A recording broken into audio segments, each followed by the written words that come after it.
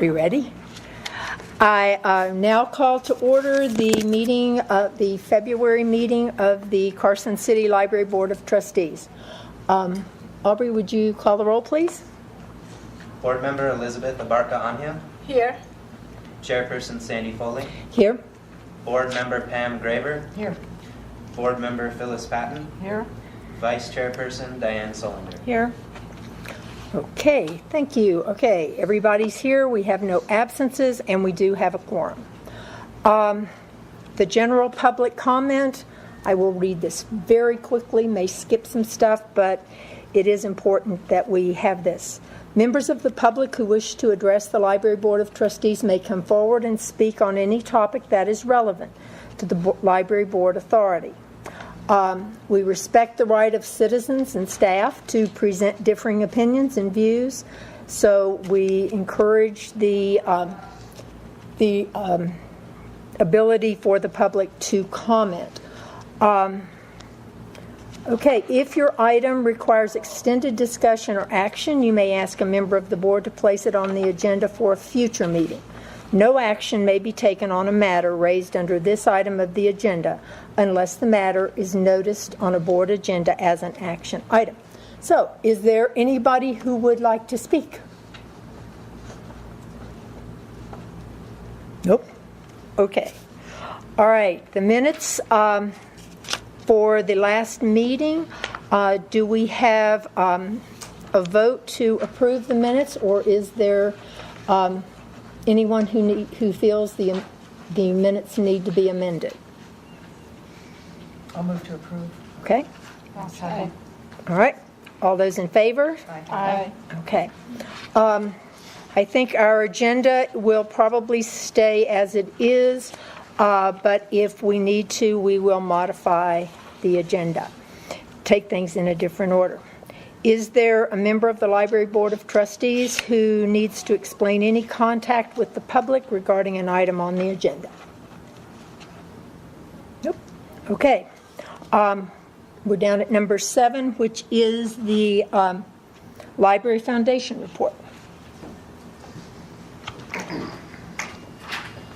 Chairwoman Foley, members of the board, Director Lloyd, for the record, Joseph Spencer, Treasurer of the Carson City Library Foundation. The update that I have for you may cover some items that the Friends may be updating as well, but we had a very successful New Year's Eve party, which I saw most of the board members there. We had lots of fun.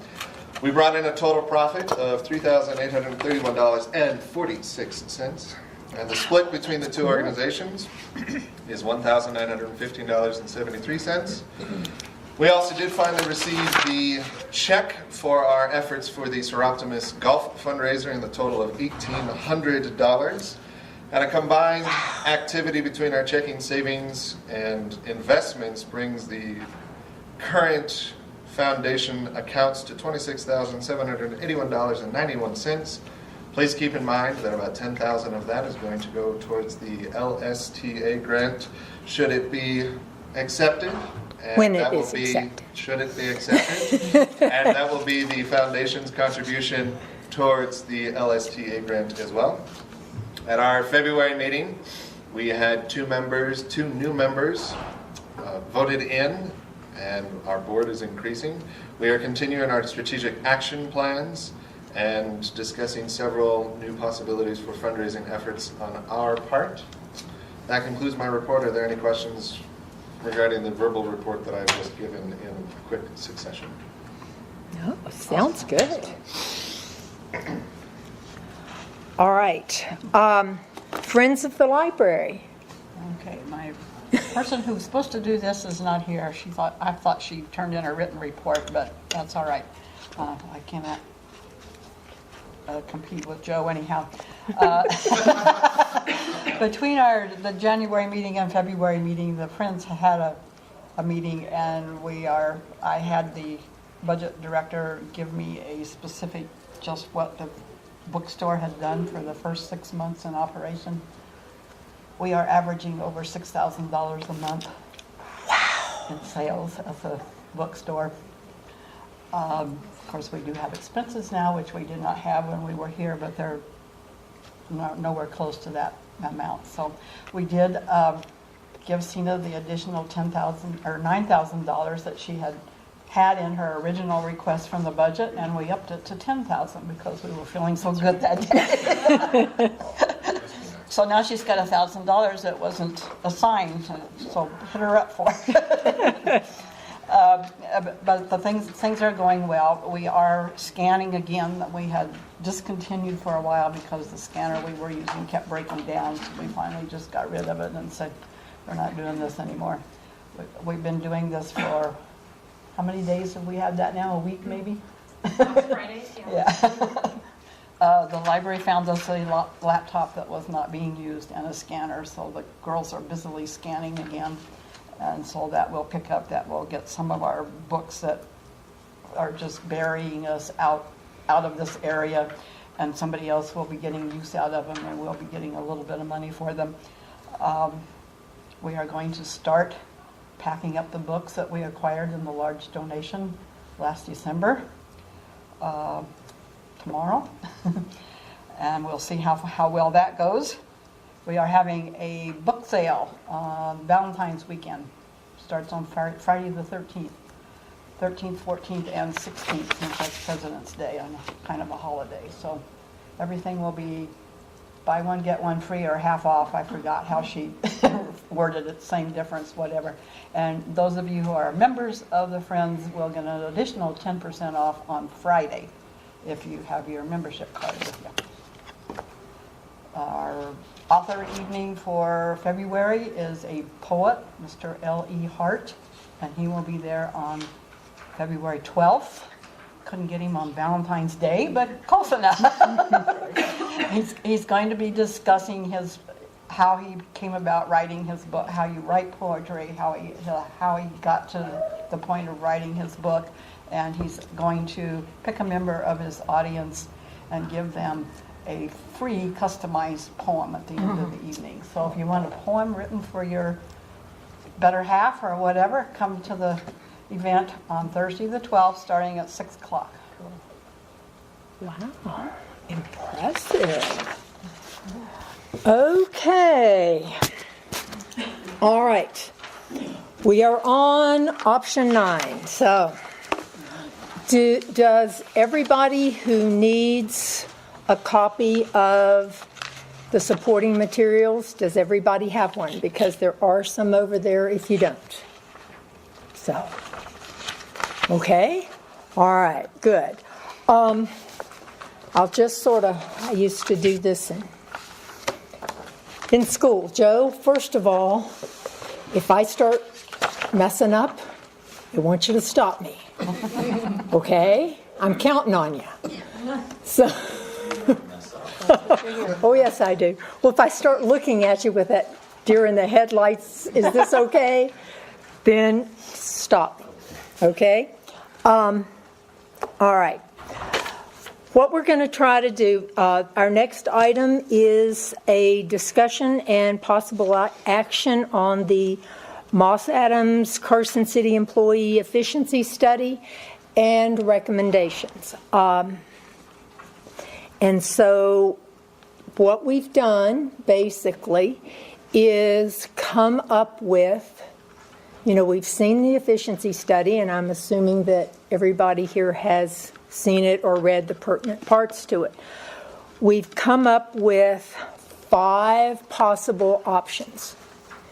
And before we even start, one of the things that I feel like I have to say is this efficiency study is not done, and any action that we take is not done because A, the library isn't working well, or B, because anybody in the library is not working, above and beyond.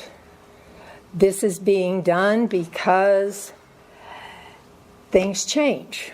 We had an idea. We have a wonderful, wonderful library. We had wonderful, wonderful plans. The economy got in our way, and we started losing people. The members of our staff stepped up. We had the idea that we were going to build a new library. public decided otherwise. So our library has to be pragmatic and our library has to change. It's not anybody's fault, it's just the way it is. Also, I think the proficiency study, which I've read enough times to, get the full, digest the whole thing, I think they had some good ideas. I think there's nothing wrong with being efficient. It's probably a good thing. And if efficiency means change, then that's what we're going to have to do. So I just wanted to say that starting out.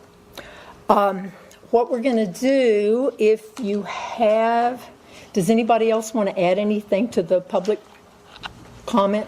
One thing I'm really going to try to do is not hug the microphone. So if anybody else wants to speak, please do.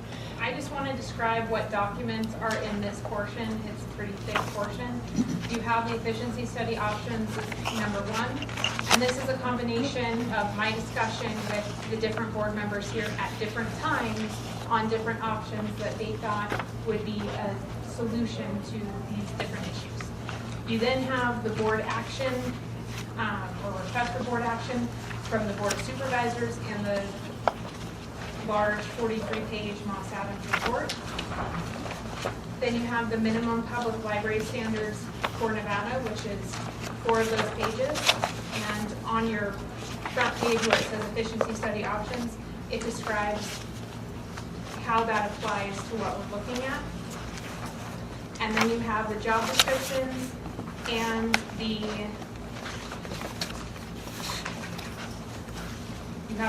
just have the job descriptions for each of the managers here. So that's what you have to work with in this packet. All right.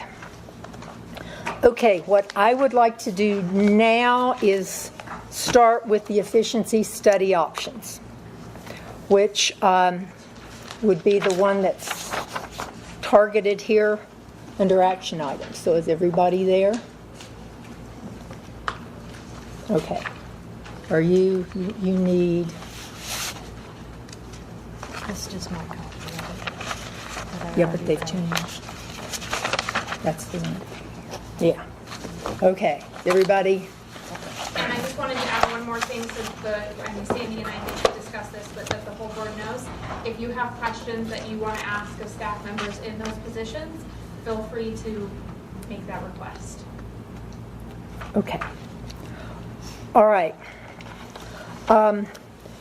Before we get started, is there anything anybody wants to say or add at the beginning? Okay. All right. We have 5 options. What I hope to do is ask each and every one of the members of the board to give each person a chance to either make a statement regarding the option, to ask questions about it, to get some clarification with the terminology, and then we'll go on to the next option. When we get all of the options, you will notice that option 6 is open. So option 6 is sort of like one from column A, one from column B, and one from column C. It's a combination of any of the information in 1 through 5.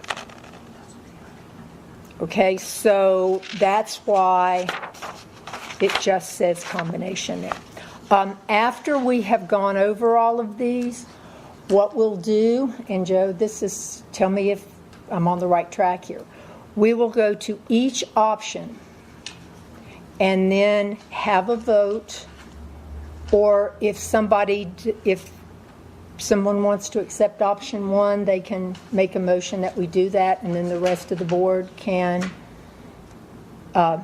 second it, vote on it.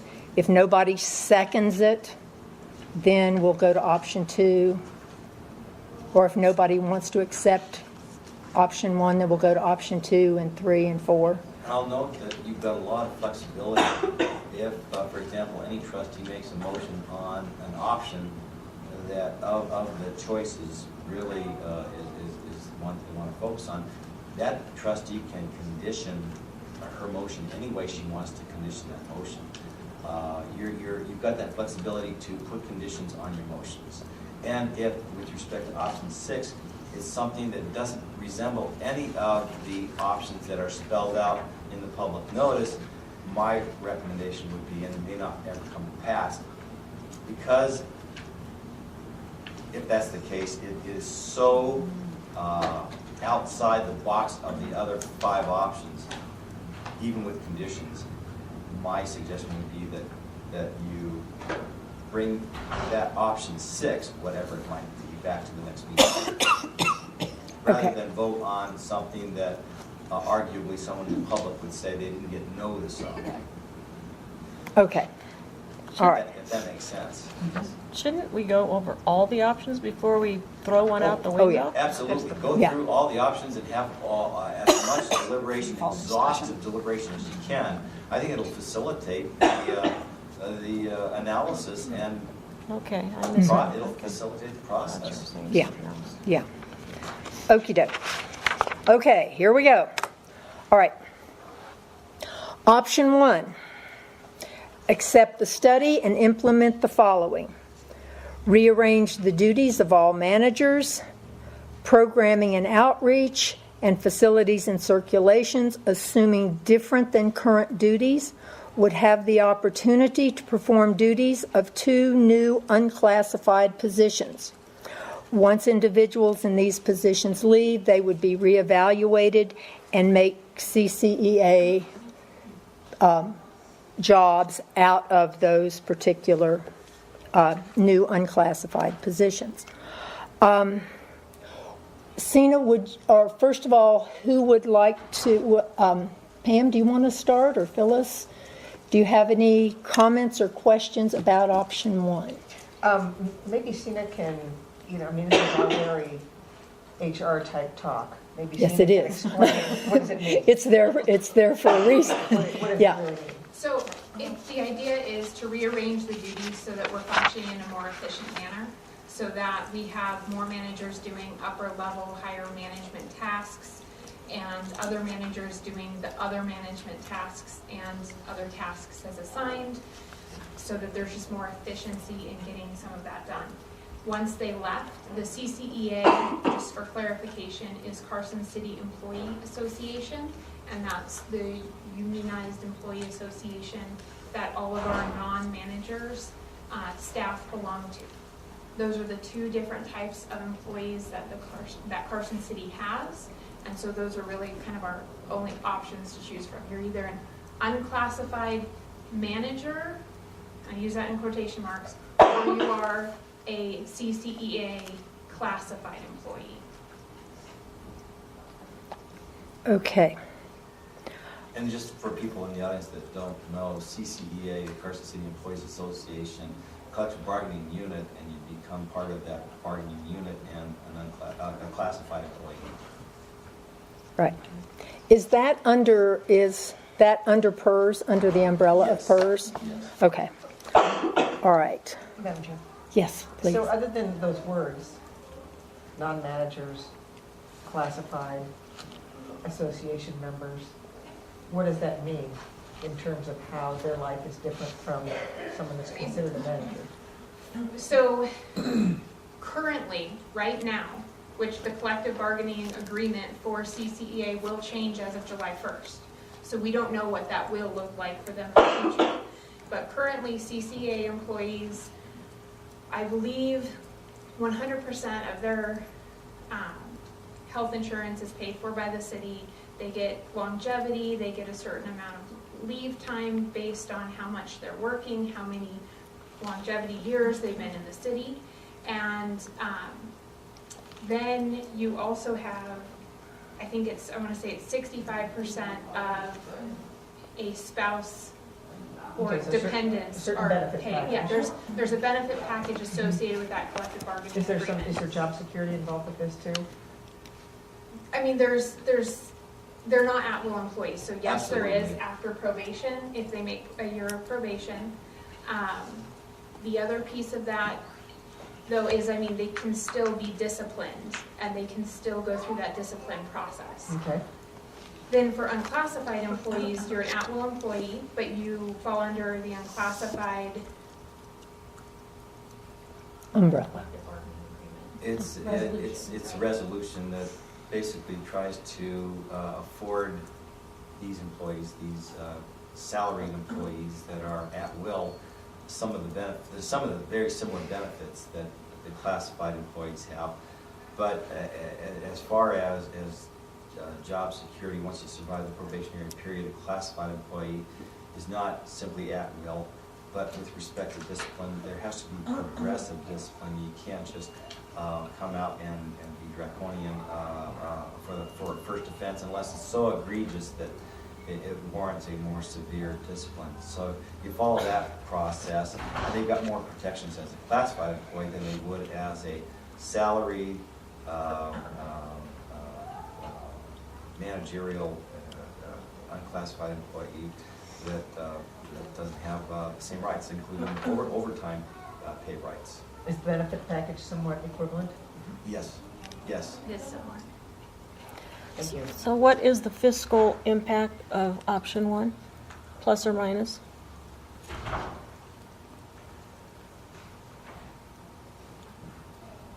Depending, because there's two ways that this can happen, is you either reclassify the current position into the new position, or you eliminate the position and then you build a new position. Either way, there's really not a positive impact out of this. It would come when those two positions, the employees in those positions left, and we would relook at that and say, okay, does this position need to become a librarian under CCEA, a library assistant? Then you would get the fiscal impact, and that would be a little bit later down the road. It wouldn't be immediate with option So you're one. talking about implementing this through attrition. When people leave the managerial position, that position would be filled with a CCEA classified employee. Correct. Option three also kind of has a similar instance, but it would essentially be removing and eliminating the unclassified position and then filling the CCEA position with our current employees, which would have a cost to doing that. There is a cost associated with that. Where? Moving our current employees into that position because they would be receiving some of the benefits of CCEA that would cost us additional money to provide. Okay, so it's actually. is No, it that's somewhat of number a- three. That's The number number three. three, yeah. Number three is similar though. When you look at number three, it is Sorry, similar. I jumped ahead. So, go ahead, you go I have ahead. a question. Sorry, So, number four, that was option number 4. I'm sorry. Okay. Let's stay with one. yeah, let's stay with Well, I one just- for a while, yeah. But what this is saying in option one is you're going to take all the duties of all the managers and kind of redistribute them with the idea that we're going to do away with 2 managerial positions and then leave the 2 employees that are now in those positions as unclassified employees but not doing managerial? Correct. Okay, Not doing at least as much managerial work. okay. Would that mean if the positions are unclassified, would that mean that the benefits, the pay, the everything, the years of experience would stay the same? They would stay with what they currently have, correct? Okay, so to be blunt, we would reorganize the org chart, Correct. kind of shake it up. People would be kind of doing different things.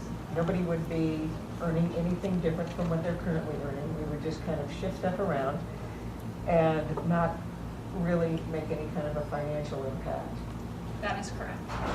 Until through Right, attrition. I understand, And that's- until later, whenever later is. The idea, the So idea that of would the be kind of a efficiency. goodwill. Yeah, and the idea of the Good fit. efficiency study is to get us working more efficiently. Right. And I think that rearranging those duties would get us Would moving result- on that track. Result in that, okay, So. great, okay.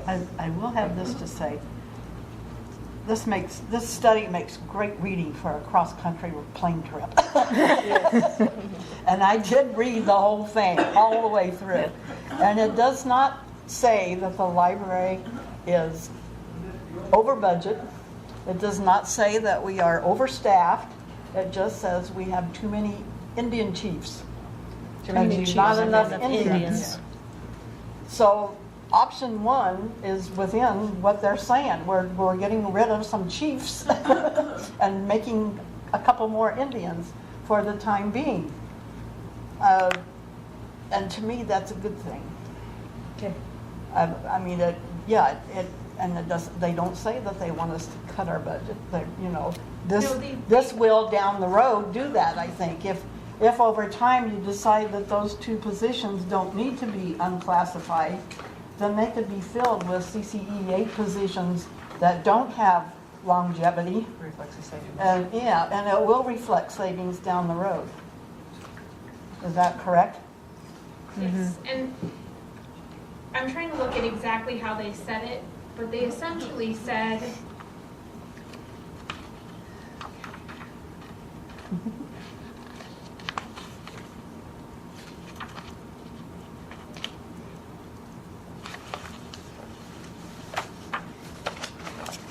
to non-management roles and adjusting compensation accordingly.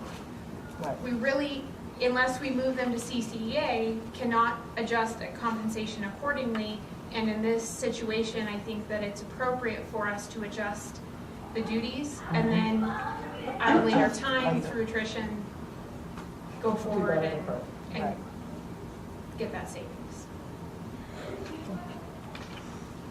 Okay, so the duties will change, Yes. but every the salaries manager's will duties not change.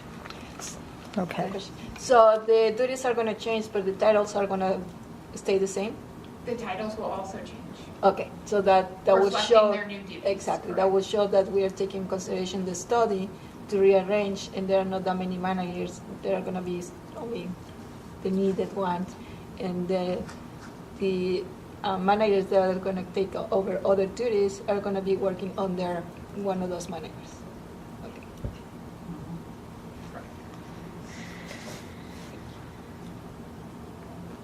Okay. All right. Are there any more questions or comments or anything with, I'm ready for option two, if everybody else is. is everybody ready Yeah, and to? it just sums us up in saying what we are doing in option one is satisfying the desire of the study that we lower the number of managers we have.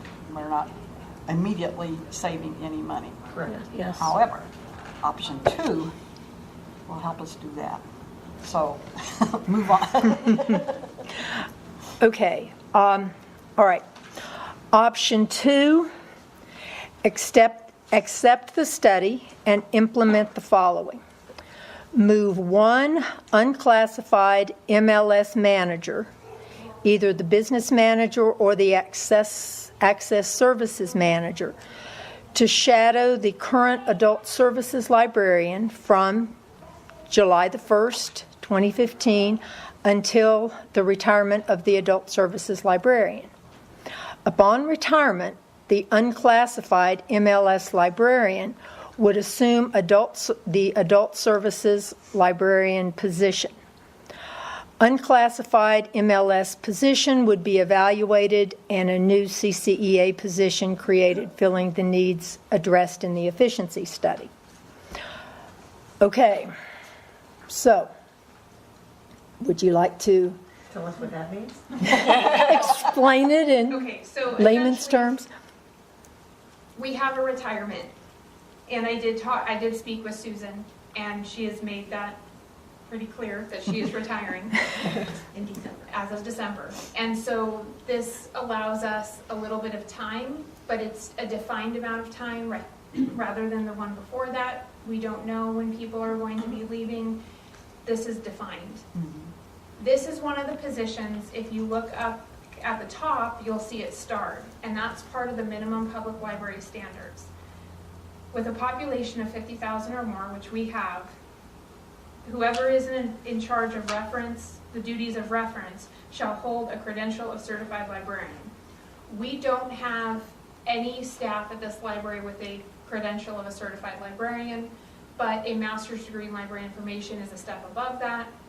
And so that position would need to at least hold a credential or that master's degree to be able to, in the eyes of the State Library and Archives, for us to meet those minimum standards of a public library.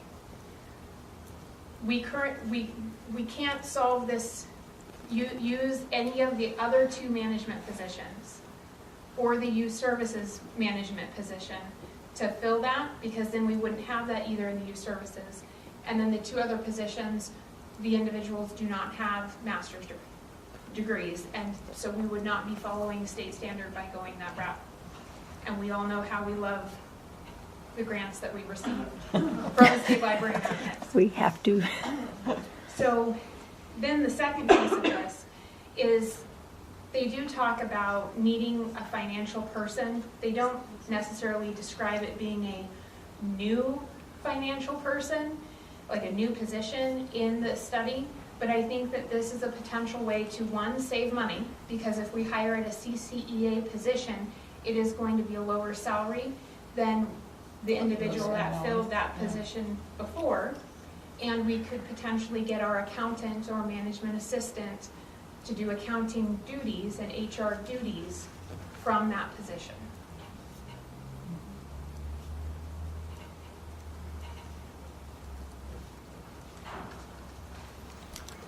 The two things that would also happen with that is obviously other duties, the duties that one of those two individuals, whoever is doing the shadowing and then assuming that role, would have to be either redefined, removed, or changed. But I think that there's ways within our strategic plan that we can go about doing that without it shaking up too many things on the back end of that. I think there's ways that we can do that and integrate it, because we have a lot of managers, I don't want to say doing the same duties, but doing things that are similar enough that if we, again, run a little bit more efficiently, I think this will help us do that. So kind of what you're saying, that if by itself it would be a little harder, but if this was combined with, say, option one, where you're going to redefine managerial positions, you would be doing all of that at the same time, taking into the fact that you're going to eliminate one and... Yeah, and in option two, we would have to rearrange. Right. Because it's the We defined just, date. it wouldn't work if we Right. didn't. But yes, that is something that we could consider. So if we move this one unclassified MLS manager to shadow the adult services librarian, then, correct me if I'm wrong, then we're changing the position, or we're adding things to sort of reshuffle the adult services job, or go into the CCEA business person that would go in there. Depending on which position you would move, you Yeah. would go about it in a different way, and that's something that Okay, I know or you the- guys would like to see me bring back with an implementation plan. So if that is an option you choose, then that would be something that we would talk with the management team, and how are we going to actually do what you want us to do. Okay, with that option, what are our management positions looking like? What will be what of these positions of our current managers, what will the new option 2 look like regarding managers? Like once it was implemented? Once it was It would be, implemented? there would be an adult services librarian. Okay. And a CCEA, we'll just call it an accountant for now. Okay, And, And then the other duties of whatever that position, whoever had that position before, would be redistributed. but what I'm saying is, okay, that's only two positions. So the youth services manager would be there. So. Oh, you're You're saying. correct. I'm Yes. saying, what does Your the chart- whole picture How look your like? chart Right. gonna So look? Yeah. you would have the director still. Your business manager or your access services manager position would be gone. Now, the problem with removing an access services manager is then you probably would have to kind of rearrange that so that potentially the business manager would have to take on some of those access service manager duties if that's the position that was chose to be moved. You would then still have your youth services manager, librarian, and your programming outreach manager, and your facilities and circulation manager. Potentially under different titles if the duties are rearranged. So we would end up having, we would only be eliminating one management position if we only chose option 2. Which is not gonna be enough to justify this suggestion. I mean, I think it's up to the board if you think that that's a big enough thing to present back to essentially the board of supervisors saying we looked at all of this and this is where we wanted to go. I think that they would consider it. I mean, they don't have to approve what you guys do. Because I mean, there is another option on here. I mean, you guys have full control of what you want to do. I would make the statement, we have control over what we want to do, how we implement the budget. The Board of Supervisors has control of the budget and how much they feel. Allocate to us. Allocate, yeah. Yeah. Okay, so this, oh, Pam, you had, So, again, to be kind of blunt, nobody gets fired. No. This does not really address the chief Indian ratio as well as option 1. Correct. Again, there's a delayed positive economic impact, but at least you know when it's coming. Correct. It will be fairly immediate and pretty I think substantial, probably. in the terms of government, I think that's pretty quick. And the win would be that the financial person would come on board upon retirement of the Adult services. librarian. Okay, and And at that time, there would be some savings to the city, to us. And I suspect that. okay, so the savings would be realized, at least you could anticipate that they would occur at the end of this year. Or End of early- this next year, Beginning or of next year. January of next year, yeah. Correct, beginning of next year, yeah. Okay. And I suspect, I don't know this for a fact, but I suspect the people who are now doing those financial things would rather be doing other things than the financial stuff anyhow. So I think it would help the duties that the managers that we already have if we could come up with the savings to hire a person who's really trained to do that financial stuff. I also think that it would be more efficient. Yeah. The problem is that the main thing this study was all about is that the chief Indian ratio, Yeah. and that this doesn't do a very good job at addressing that. It doesn't, but I mean, it does give us Somewhat. another CCEA employee, Right, one less manager, so I mean, it gives us a little bit better of a ratio. right. Okay, a little bit better. From what I'm hearing too, when I said earlier you can condition any option any way you want, I'm kind of getting from the discussion here that there is a possibility for an option 1, option 2 Combination. combination 1 and 2, and that would be fine too. You can combine and make any conditions to any motion you want to make. So don't feel like you're stuck with these pigeonholes. You have Right. to struggle with each pigeonhole, and each one is exclusive. Hybrids are welcome. Perfect. that's why we have option 5. Okay. 6. 6. Oh, yeah, option, yeah, we don't even want to talk about option 5. Well, we will talk about option 5, but, okay. Is there more discussion on option 2? guys Are down there there have any? questions about option 2? Okay, option 3.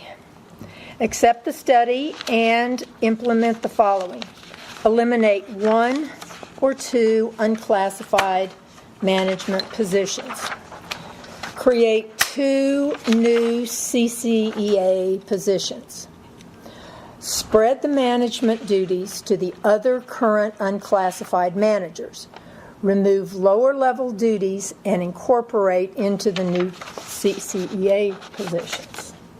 Okay, again, would you I will. do a little explanation, and then we'll ask questions and go from there. And I'm just going to be very blunt about this one because I can be. I mean, it's pretty obvious here what this is doing. Unclassified employees are at-will employees, meaning they are working at the will of the director, just as I am working at the will of the board. And essentially, it would be eliminating those positions and creating 2 new CCEA positions that we would then advertise and hire for. Go ahead. Well, I'm just asking, That's so the that obvious, really yeah. means that the people that are going to be eliminated could not automatically get the CDA positions. They'd have to compete. Correct, they with- would have to apply. Right. Is that a normal process like any other company? Like any other business that, I mean, Joe can vouch for the legality in it, I'm sure, but they are at-will employees. In a reorganization, it is something that does get done. And it's not that they can't be hired back, but the positions will be different. They will not be the same positions that were eliminated. They would be different positions, so they might not be the most qualified individuals for those positions. and that will change, because it's a new position, will change the benefits, the pay, everything. Correct. Would they start over or they carry over their seniority? They would, If- go ahead. They would start anew, but they would continue on with their PERS contributions and with their city benefits. They would stay on track, but they would have a new position. And 3 and 4 are similar, and the reason I'm going to bring up 4 is because 4 is not creating 2 new positions, it's reclassifying the unclassified positions to CCEA positions. And so I think what you're kind of getting more at is going towards moving these current employees into those positions, which I think is the next option, so. Thank you. So option 4 works better to do that than option 3 does. However, Because then they that's just the start. one However, there's that a cost costs, to the right? city. Because if they move all of their longevity and all that stuff into CCEA, it ends up costing us more than, Well, and Or as much as we're unclassified. reclassifying their positions, so they're keeping the same duties, we're just making it, instead of unclassified, into a CCEA position. Option 3 is that position does not exist anymore, and they have completely different duties than than that position had previously. So, and just help me out with this. The main reason why this study is being reviewed right now is because we have too many managers and not too many employees under those positions, right? Correct. So by going through this 3 or 4 will be, we are eliminating those positions and putting under the existing managers that we really, according with the study, are needed. We are. And in option 3, there would be savings to the city, but I think that it would also be detrimental to staff. In what way? there's no guarantee. Because there are no They're laid guarantees. off. There's no There's guarantees. no guarantees, and I Got it. cannot guarantee, I mean, it's a CCEA position, it has to be listed for 15 days, and you have to recruit for the most qualified candidate. Thank you. So the existing, as you explained before, the existing individuals may not be the right candidates for those positions. Thank you. Okay. All right. Okay, the positions. Are there any other questions or statements about option 3? Susan would like to ask a question. Yes, please. Just a clarification. If the managers were in either 3 or 4, the current managers, their positions were eliminated and they were hired back or not, or reclassified to CCEA, their salary would go down? If they were laid off, yes, they would have to accept the new salary of the new position, which is a completely different position if they were hired back on. If they were reclassified, they become Y-rated, and that is one of the reasons why that would cost the city additional funding in option 4, is because they would keep their same classification but receive additional benefits under CCEA. So what you're saying is option 4? Yeah, okay. Okay, gotcha. Okay, all right, well, shall we go to option 4 then? I'll let you read it and then I'll explain. Then you'll I'll explain it? what that last line means. so. I read aloud well. I've done it for years. Accept the study and implement the following. Reclassify 1 to 2 management positions to CCEA. Librarian positions. Spread the management duties to other current unclassified managers. Remove lower level duties and incorporate into new positions. And again, this would do increase cost and limited duties. I'll So- explain what the limit of duties means here. CCEA positions cannot supervise other CCEA positions. Like I said earlier, there's 2 types of positions in the city. So that would limit those ability to have those duties. And as a manager, if needed, you can work, because you're salaried, so you can work over 40 hours a week. So in option 1, you still have that flexibility. In option 4, you lose that flexibility, and those individuals can only work 40 hours a week without receiving overtime or comp, which provides an additional cost on top of the other costs to the city, to us. Okay, so option 4, they do get paid overtime? Yes, Option 1, they don't. correct. Okay. And the eliminating them in option 3 saves money, and not eliminating them, but reclassifying them in option 4 costs money. Correct, because if you eliminate the positions and you make them CCEA positions, you hire at whatever range that position is. That's what I thought. And so, for instance, a CCEA librarian position is, I believe it starts at 38 or 39,000, which is a dramatic difference than what the managers are currently making. How many people are working more than 40 hours per week currently? Or not how many people, but how many hours overtime are we getting per week? For CCEA employees? Yes. Probably not. Very, very little. I very rarely approve overtime, only in certain situations. Management staff, I trust them to account for most of their hours. When we fill out timesheets, we don't put that we work 60, we are salaried, so we are putting what we're supposed to put. But All right. I think pretty much Managers. every single manager, if they need to, works additional hours I know they do. over that 40 hours. I know they do. Mm-hmm. Okay. All right.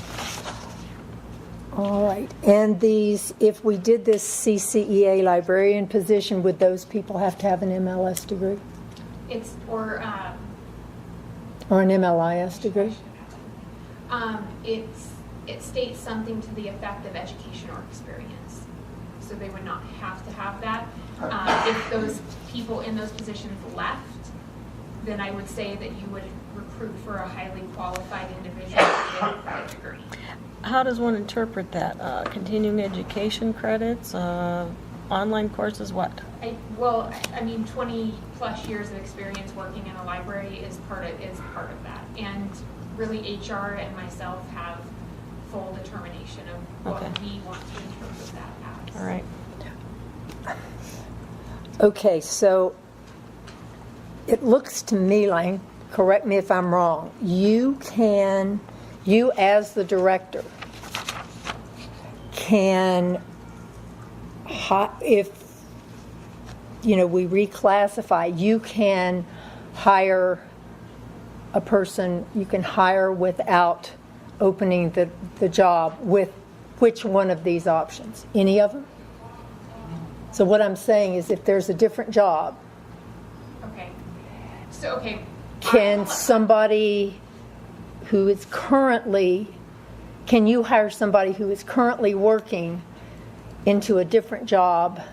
And this maybe, Joe, you can Appoint. appoint, yeah. Appoint. When you pick, you wouldn't have to open it, you could, I can only appoint to unclassified positions. Reclassifying the position into CCEA would require a meeting with the CCEA representative. But in speaking with Joe and Melanie, I don't think that they thought there was any problem with being able to facilitate that if needed. We don't have the crystal ball, we don't know what Cindy Gar and Mike Langton might say, but it would increase the membership for CCEA, and they may see that as a plus, but I don't know. I just don't know. But we would have to ask them for an exemption so that we would be able to bring them in as CCEA and in option number 4. So kind of according to these things, then, you could appoint, like in option 1, if we're just moving them into unclassified positions without the manager title, you can do that, right? Correct, yes. Right. But if we start going into reclassifying as CCEA, then they kind of have to be opened up, is that what I'm hearing? For the most part, correct. Yeah. They would have to be publicized, and unless we, Get because, the- and I've spoken with her before on some other hiring pieces, Right. and they're usually pretty good about listening to why we're doing what we're doing. Mhm. But again, like Joe said, we can't speak for Right. them. So I'm trying to remember when we went over all this. So the study shows that we have this many positions and all that because they want us to be more efficient. So, but they are not the ones working here. They are not the ones that know the reality. So the reality is, do we need all these managers? I do believe the efficiency study was right in saying that we do need more people performing the tasks of the library. I think that the structure that was created for a purpose, but we that didn't purpose get to has see that changed. purpose. And the purpose has changed. We have a new strategic plan, and we're trying to essentially allocate a lot of resources to youth, which this doesn't necessarily directly involve that, but in a way helps. it does, because it gives us more employees to be able to do more, to be able to be hands-on and be doing more in the library. And I think that that's something that we could use to bring the strategic plan and just accomplish all of those goals, so. Pam? Okay, so option 4 addresses the ratio issue. Correct. Nobody thinks so. Yes, option. Morale does not go down. It's not going to go down with staff like option 3. Correct, I mean, There are issues, but it's well, not as but devastating. all the rest of the managers would have to take on those all the management duties from those two managers. So I mean, some staff would have to do more work. Okay, so we've got a deal. We've got the reality of the purpose change. Yeah. Okay, and how is it that, with doing it this way, how is it that it results in an increased cost? Because as unclassified employees, they only receive 50% spousal benefits, and the CCEA employees, they receive 65%. So there's a benefit cost. And then they also are Y-rated, and so they keep their salary, but they gain longevity, which equates to a certain amount per year, per how many years you've been in the city, and that is essentially paid out to them twice a year, and so they would receive that as well.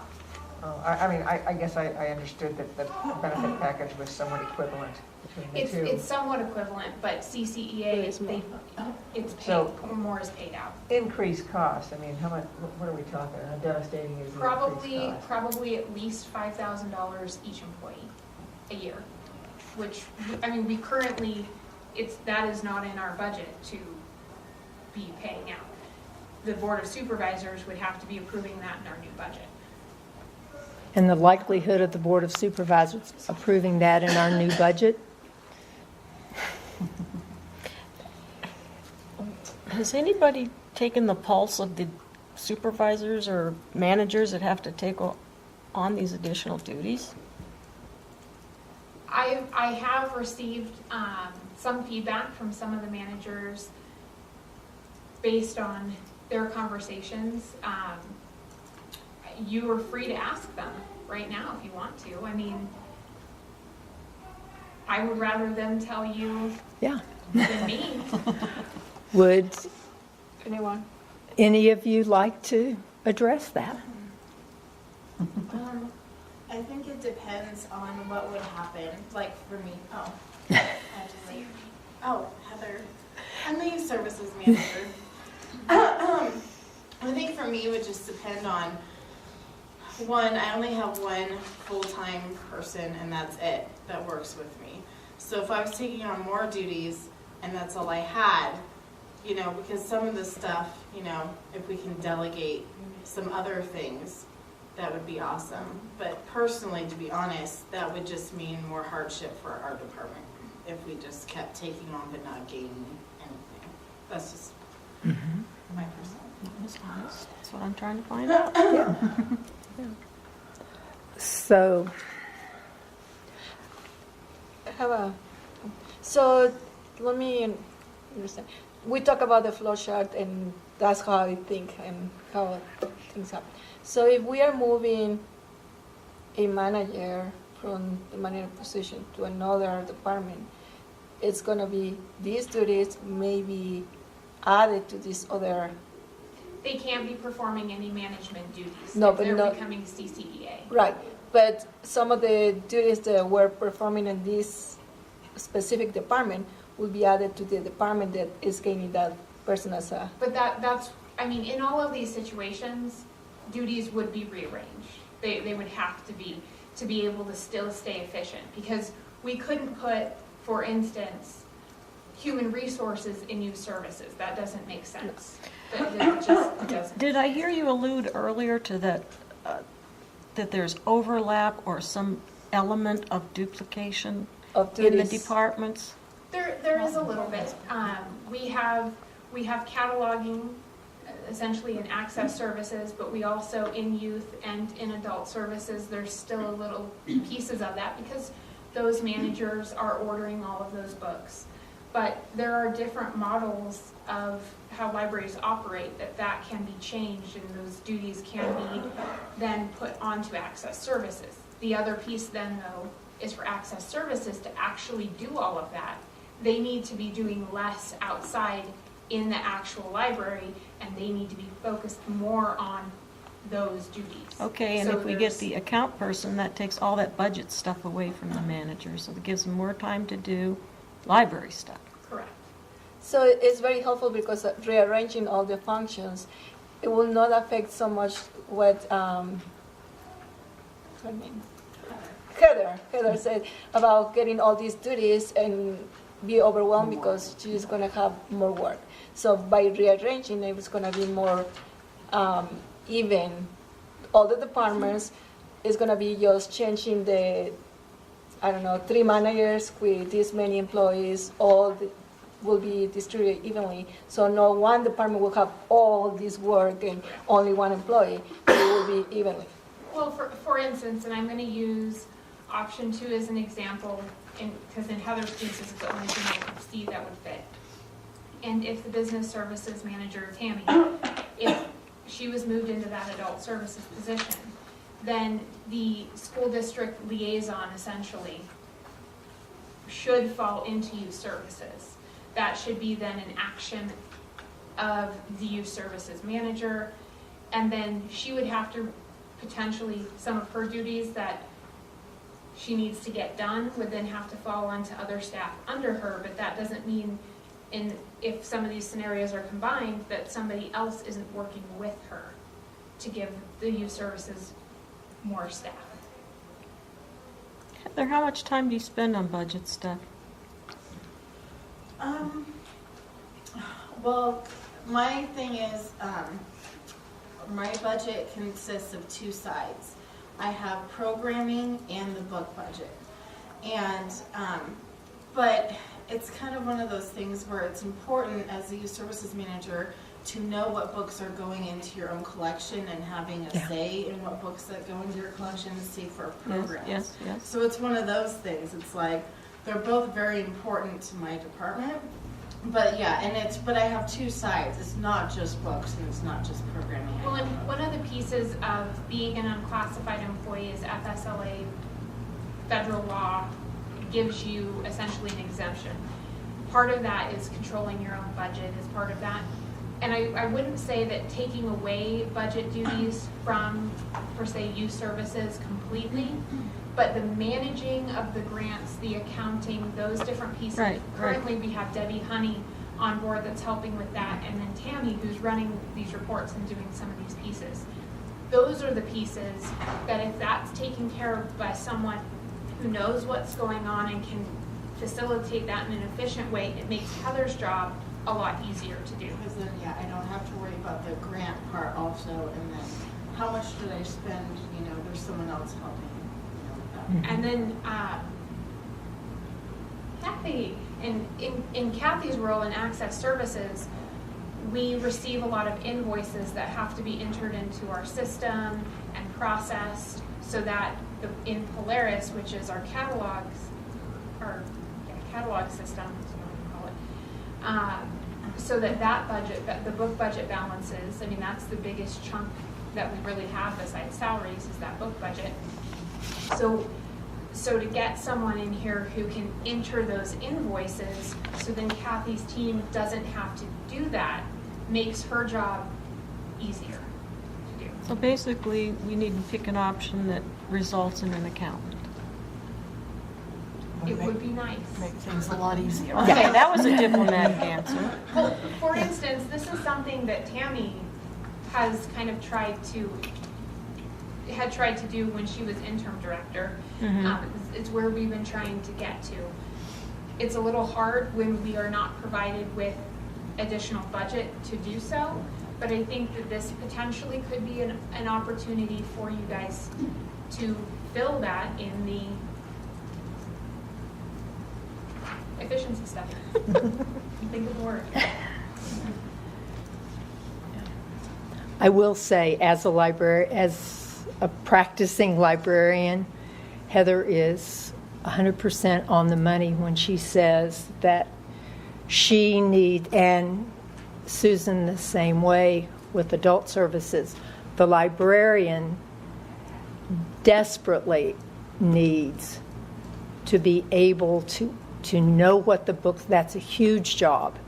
And the librarian needs to know what books are out there, what she's ordering, what's going to fit into the program. It's big. It's a very big portion of that, because if you don't have that, then you don't have control over your department. You really don't. And when you start splintering that out to other people, then it starts getting, it's not best for the library. And I think one of the things we do have to look at, we have two things we have to look at. We have to look at what's best for our staff. We also have to look at what's best for the library as a whole and the operation of the Got some library. politics planned too. So let me ask this Yeah. question. I don't know whether Sina can answer it or maybe one of you staff members could answer it. I see the benefit of each one of you being able to order the books that you need in your program. But do you really need to do the cataloging of putting those books into the system? Or could you do your ordering and then turn it over to some catalog guru who just puts it all in the system? That's what, We do. That's- Yeah, but Yeah. we've had to, but the issue is with the staff. Sometimes like, okay, for example, if I order 300 books, which was pretty close, if we start ordering hundreds of books at one time, our catalog department cannot handle that influx when they have other, With they their have other duties, They yeah. have, lots of other duties going on in Right. addition to that. So then that's when we assist with that because our youth books, Right. stuff Okay. that relates to Yeah. our department, because we feel, well, we Some of want it to help should- out. Yeah, right. So we'll Is- take over. Is this helping certain some. times of the year, beginning of the fiscal year is when you have the money, so that's when you order things? Yes, Yeah, no? it just depends. It depends. But there's kind of a difference too, because Heather probably does, most of the adult stuff comes from Baker and Taylor, Mhm. and it comes cataloged for the most part. Okay. I think Heather's department probably orders things that don't come from Baker and Taylor. Yeah, it's not as much as Baker and Taylor. I would say a good 85, at least 90% comes from Baker and Taylor. Then there's another, it varies, 10% plus that if Baker and Taylor doesn't have it, I still want it. Yeah. And I think we still need it. Yeah. So I'll get it elsewhere. Someplace else. Well, and another piece of this too is, for instance, Elisa buys her books mostly from Amazon. Yeah. And those have to be cataloged and processed by hand by someone on our staff. Mhm.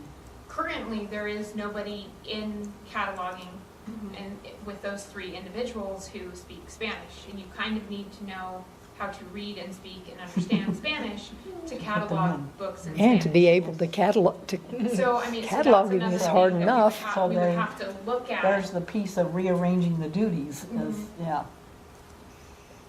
But could they still be rearranged under those management, like Heather and Kathy's position and Susan's position, or whatever? Yeah. Rearrange, if you still have the same number of staff members, could the duties be rearranged so Well, that, there are definitely clerical things that I do, that if I had somebody else to do them, Mhm.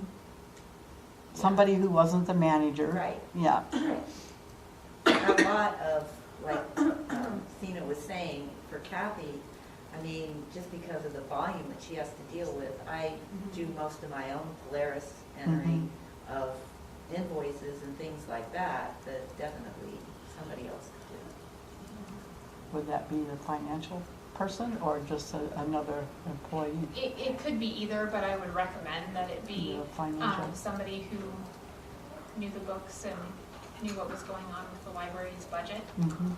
Because then they would be able to spot inaccuracies and problems if they were to arise.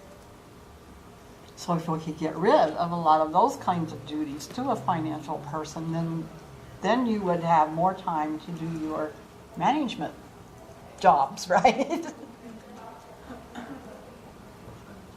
Pam?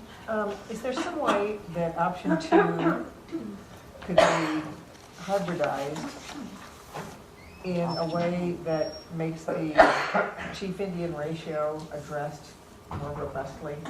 You could potentially pair it with another option, or if you had something specific to add, you could That's- add into it. Going to be option 6, I think.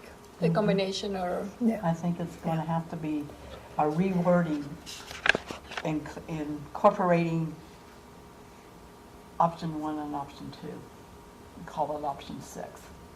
I really do. That gets rid of 3 management positions, right? Yes, 2 are still unclassified. Right, but they're not But they're managers They're anymore. not managers, But but they you're can not still, changing they can So still they'll go be, before you. they'll Their be salaries. Indians instead of chiefs. More so, like Right. assistant Indian Right. chiefs. Okay. Because they're still, Unclassified, I Because get they're it, still yeah, unclassified right, I got it. But then option 2 gives us it does away with the one manager, and it gives us the option to be able to afford the financial person. Right. Maybe, If because you're still paying the other two manager Until the salary. end of the Because year. in option. No, you're paying the other two. No. But in option 2, once whichever manager is assuming the adult services position, that position goes away and we fill it with a CCEA position. Right. We fill it with a lower paid accountant So financial that's- position. That's One of the position. So you're getting, But in she's talking about in combination. I'm talking about combining the two. You're getting rid of one of the major positions, either Kathy's or Tammy's, whichever one works out to be the best. You're getting rid of that position. Susan is retiring, so one of those girls will fill her position, but she's been here a long time, so her salary is going to be much higher than some CCEA accountant coming in at the bottom of the ladder, so to speak.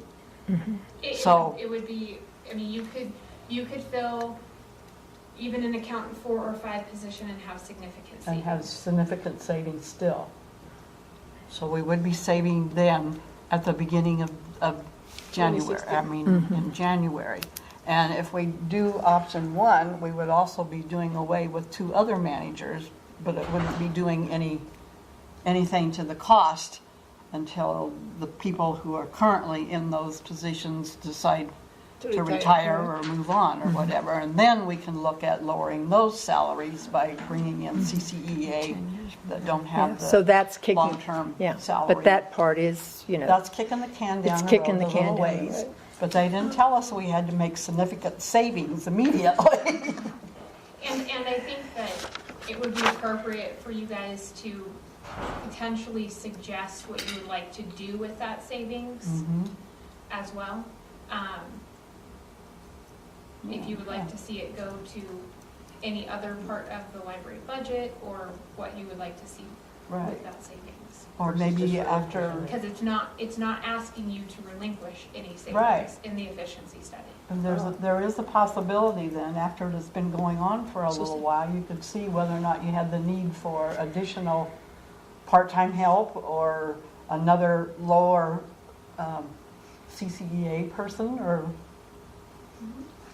Susan? So would it be, Sina, would you want to completely implement number 1 and eliminate 2 on top of the one that will come free when I retire?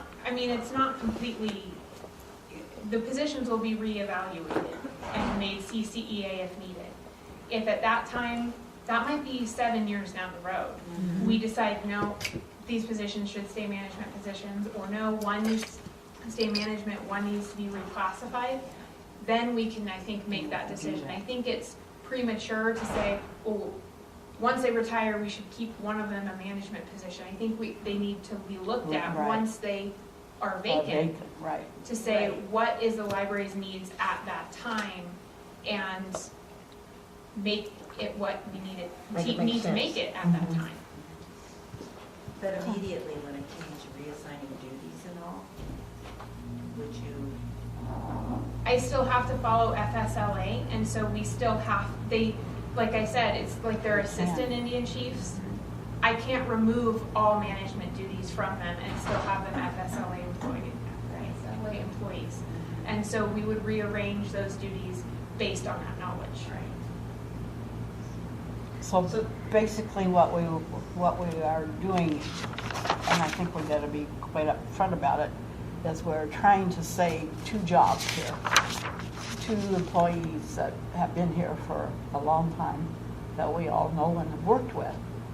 At the same time, we're trying to meet the efficiency studies requirement that we have fewer managers and do it in a way that doesn't cost the city any more money than it's spending right now.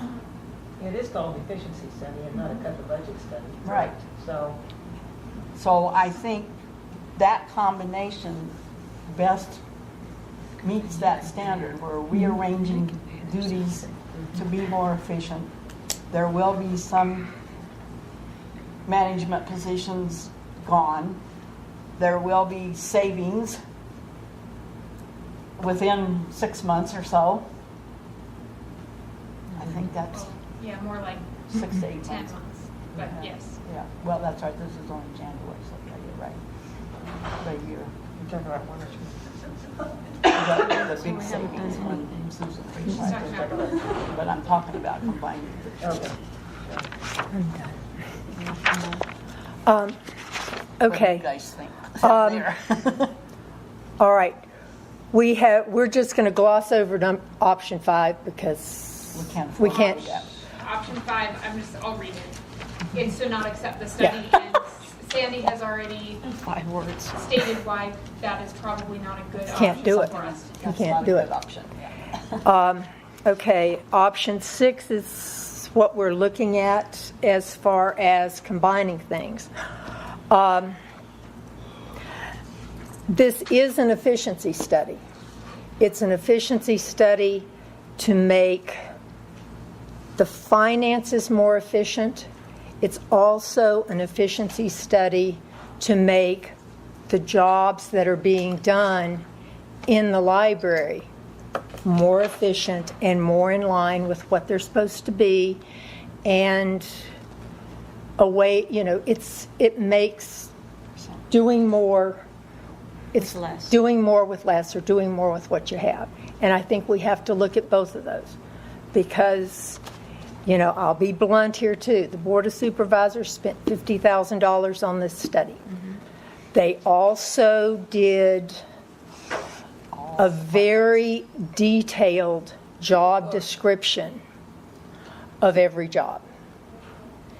And because of that, there will be very high expectations that those job descriptions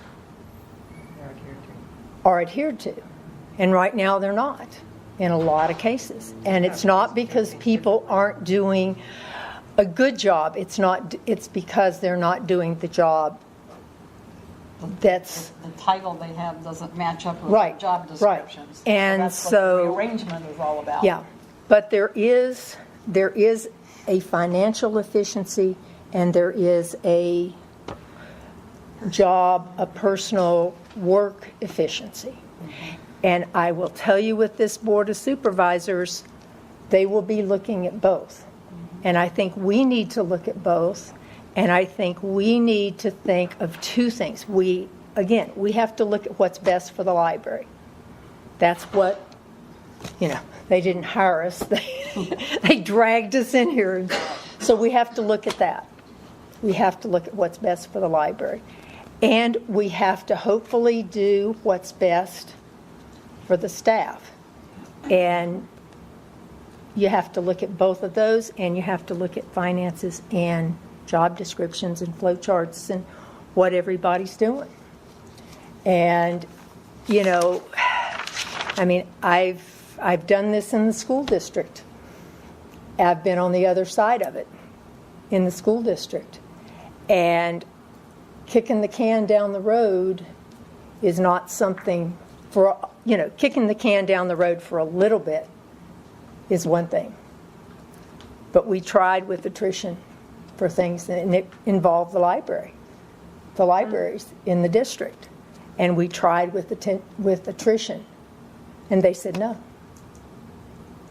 Because it's not, it's 1 year, 5 years, 10 years, whatever. So, those are things we have to look at. It's not fun, it's not nice, but they are things that we do have to address. So, that's my... So is your suspicion the Board of Supervisors is going to cut our budget even if we don't? I think if we don't do anything and we don't show some significant, we're going to have to prove, whether we like it or not, Implementation. we're going to have to prove that we're implementing that efficiency study. You We can't- are. You can't save jobs and money at the same time. Yeah. That's just mathematically impossible. Option 1 and 2, Yeah. that's it. I've I been- mean, Sorta. I mean, it's not fully doing exactly what they want us to do in the efficiency study, but it's getting us really, really close, and then we're promising to look at that once those people leave those positions. Let me ask you this. This rearrangement of duties, is that going to fall on you to decide how that all goes? Correct. Will it be the management? I will be making the final decision, Yeah. but I will be discussing with the management team on how that is going to work. I think some of you know, but Kathy has volunteered to take some lean management training through the city, and each department essentially has given a staff member to do this. And I think that some of that training will come in handy when she's coming back from these events. I think it's mid-February. It will be very handy for us when we're looking at all of this to have some of that efficiency, lean idea behind what we are doing in rearranging these duties. Because some duties might not need to be duties anymore. That's exactly right. I mean, there's a lot of managers that they really had to account for every little thing they do as being a job duty would have a list a mile and a half long. You just do it because it needs to be done. But I mean, Yeah. and I'm not even saying that I couldn't even be more efficient with my job. For instance, these packets here, the first part of these packets were done by myself, and then other staff did help to finish the packets and to finish what was going on. But again, that could be someone's duty, is to prepare those board packets. There is Once the information is best gathered, yeah. practices. And I mean, we had started to do this, again, I'm gonna give the credit to Tammy when she was interim director at changing these duties, doing some of these things. And as I started to come on, this talk from Supervisor Bronkowski about an efficiency study and what they were going to do, I felt it best that we not try and implement something and then turn around and have an efficiency put on us in the midst of us trying to do something. And so we kind of didn't completely go through that process. And so I think that this is kind of helping us finish up that process on however you guys decide it's best for us to proceed.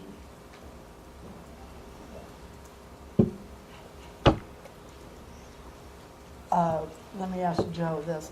If we decided to put together option 1 and option 2, should it then be sent back to you and Human Resources to reword a new option for us to discuss and vote on at the next meeting?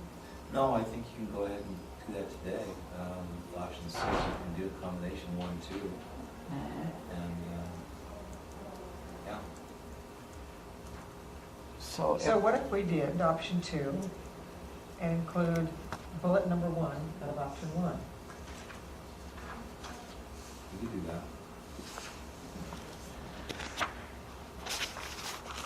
You would want to include that, to relook at the positions once they were. you really need all 3 of them. Okay.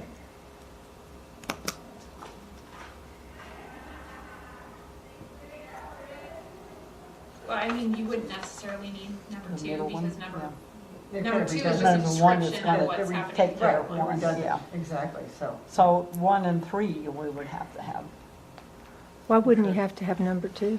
because she says number Repeat 1 it. would It's pretty just a much take care of that part. description. Yeah, it's just a description of what would, like, what positions would be rearranged.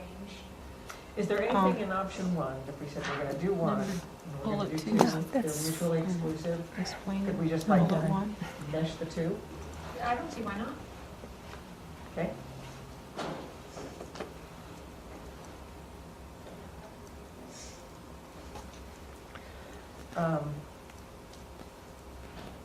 No one gets fired, the org charts gets redone, the chief Indian ratio gets addressed.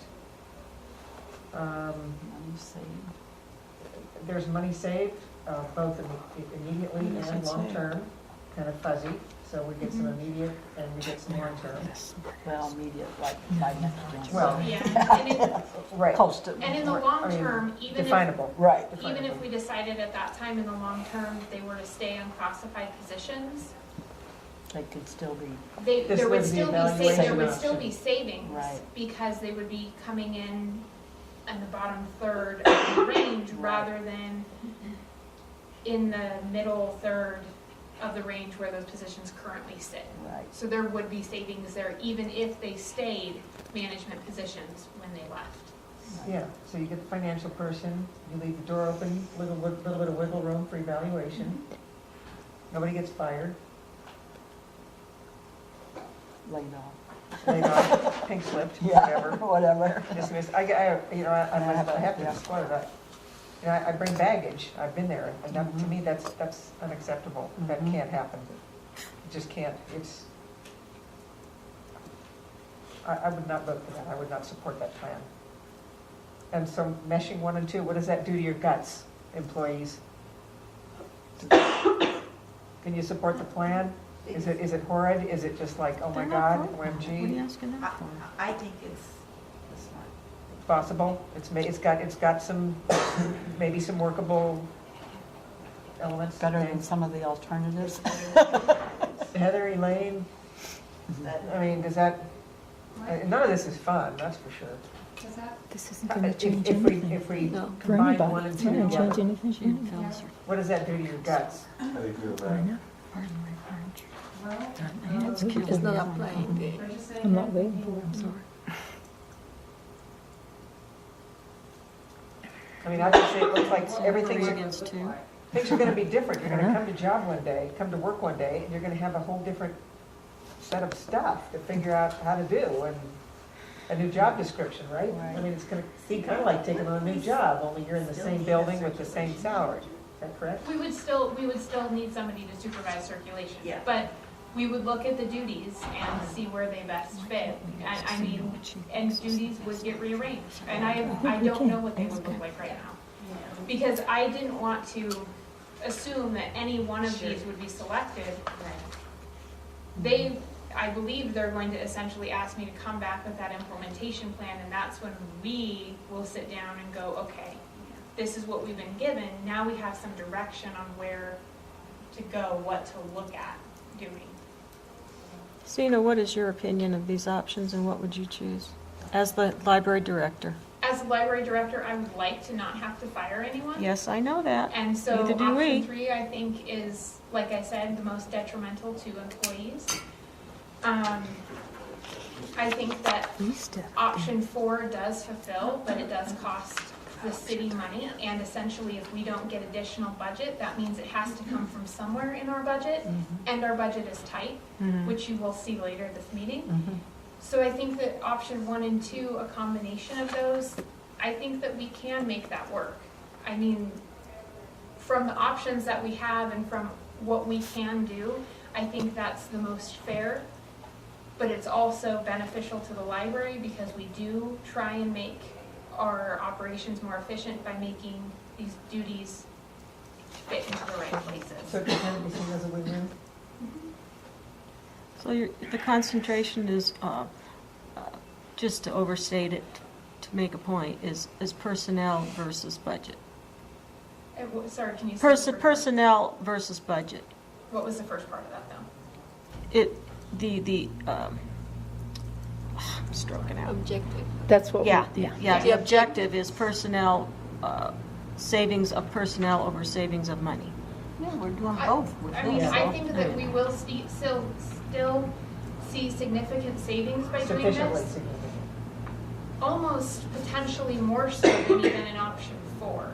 I'm not going to vouch for Wow. option 3 because I wouldn't suggest that you choose that.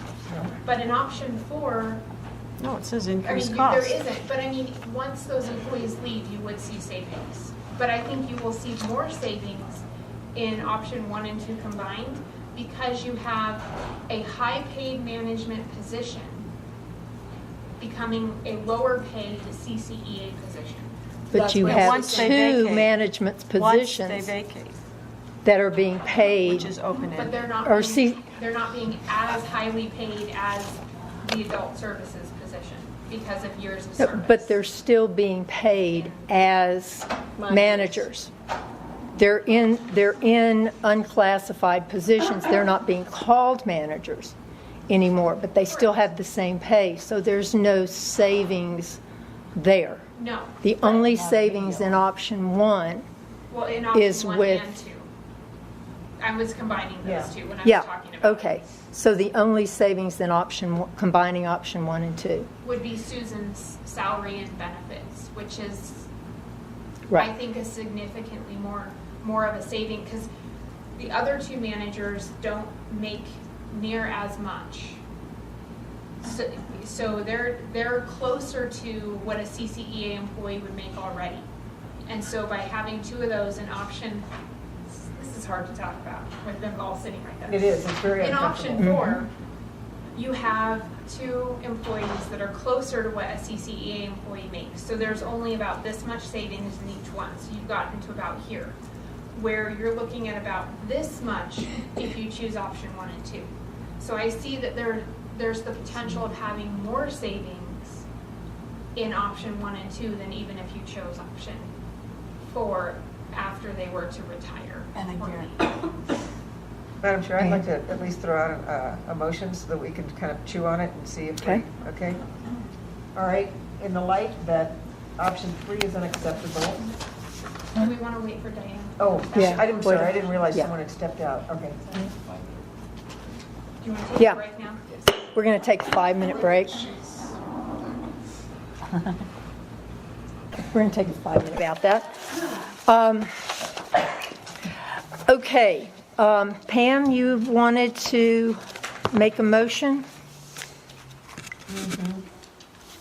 Well, what do you think, how badly would it look if we led with a hardball solution, and then when they started grumbling, if they started grumbling, we had the combo platter of 1 and 2 as a fallback. My reason for asking is the level up, the Tesla stuff, all the money the foundation has pitched in, digitorium, technology, you know, the computer switch out, you know, things like that, so that we can really accomplish and do and partner with, and at least in some fashion, kind of exist and keep producing the way we're producing, which is stellar. I mean, is that something that just wouldn't I bode can't- well for Pam, us? I'm sorry, I missed, who is the "they"? Because I was The out of the room. Supervisor. That's what I thought you meant. Yes. Pam, I sorry. can't vote for that. Okay. And I do just I want to can't. clarify that it wouldn't necessarily let us just continue the way we are, because those staff members would not be able to work over 40 hours a week without Right. getting paid overtime, and that would cost us additional funds, if you're talking about option 4. Yeah, I think that's. Well, actually, I was kind of thinking 5, but that would be a little rash. Anyway, okay, well, let me go back to where I was going to go before. So, option 3 is unacceptable because it's me. Option 4 is Unacceptable, because it's unacceptable expensive. because of Costs the money. money. 5, I just heard, that's not going to fly either. And so a hybridization of 1 plus 2, I think I'd like to at least get some kind of conversation going on that. And I would only, I would suggest that when whatever we decide that we're going to pitch, that we have a really good preamble that explains that, you know, everything that you've been seeing this library produce, and all the wonderful, amazing things that we've done, meeting strategic plan goals, partnering with community, you know, being responsive to the needs of the community. Don't hold your breath that it's going to be business as usual. I think that that's a reality check that supervisors need to know. That, you know, we're going to give it our best shot with reorganization, and maybe it'll work better. Who knows? I don't know if it crunches as it should, but I would like to propose that we combine the bullets of 1 and 2 and discuss, and that when we pitch it, we throw a preamble out there. I just want to make an Something really observation. heartfelt. I'm sorry, Pam, I didn't mean to interrupt. This was a citywide efficiency study, correct? That is correct. It's not just for the library, it's for every Other city. sections of the city are expected to make some kind of employee and/or Adjustments. budget cuts? Correct. Okay, so And there's we no should not be spe- exempt and from that.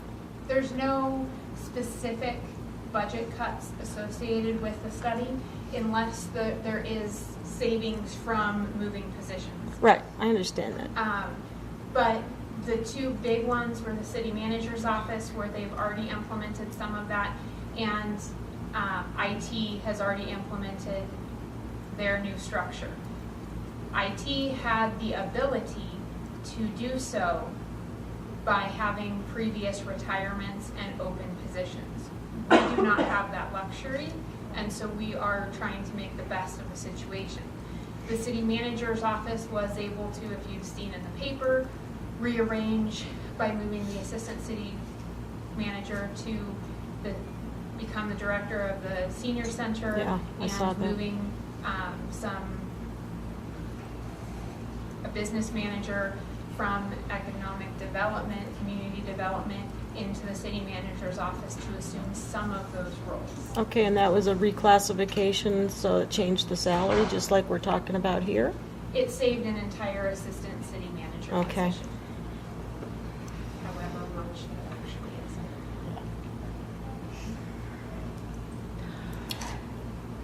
If And we then- don't and save then any, I also like your suggestion that we make sure that we indicate how we want those savings to be expended. utilized, yeah. Yeah. No matter what we pick, we'll have to do that.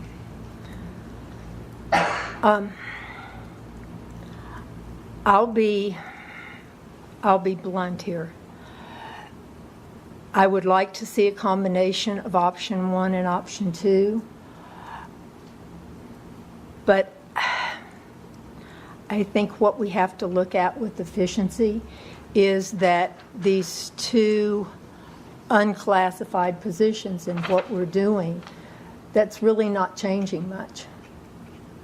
No, it will not change a ton because, like I said, I still have to meet FSLA federal Yeah. employment standards for exemptions. But it would change some of those duties. It would They change wouldn't- duties, but it wouldn't change a whole lot. It would And be they- pretty much business as usual. Well, and we would probably take them out of the supervising role as long as we could do that with keeping with the Yeah. FSLA. Yeah. Kind of in preparation for reevaluating those positions once they became vacant. Wait, when you go to the supervisors meeting, do you get any sensation that they're going to fuss with our budget this year? The library budget? It's always an option. They tend to want to fuss with all of the budgets. I was trying to be polite. You know, they're fuss That was budgets. diplomatic. That was very diplomatic. I'm impressed. They have Carson's not suggested anything to the nature of taking away from the current bottom line budget. However, our expenses continue to rise every year based on our contracts for technology and different types of equipment. And that is why we technically can't just function on a bottom line budget from That's right. last year. That's right. Because those costs will continue to rise. I don't know if we will get what we ask for. We're going into that budget cycle.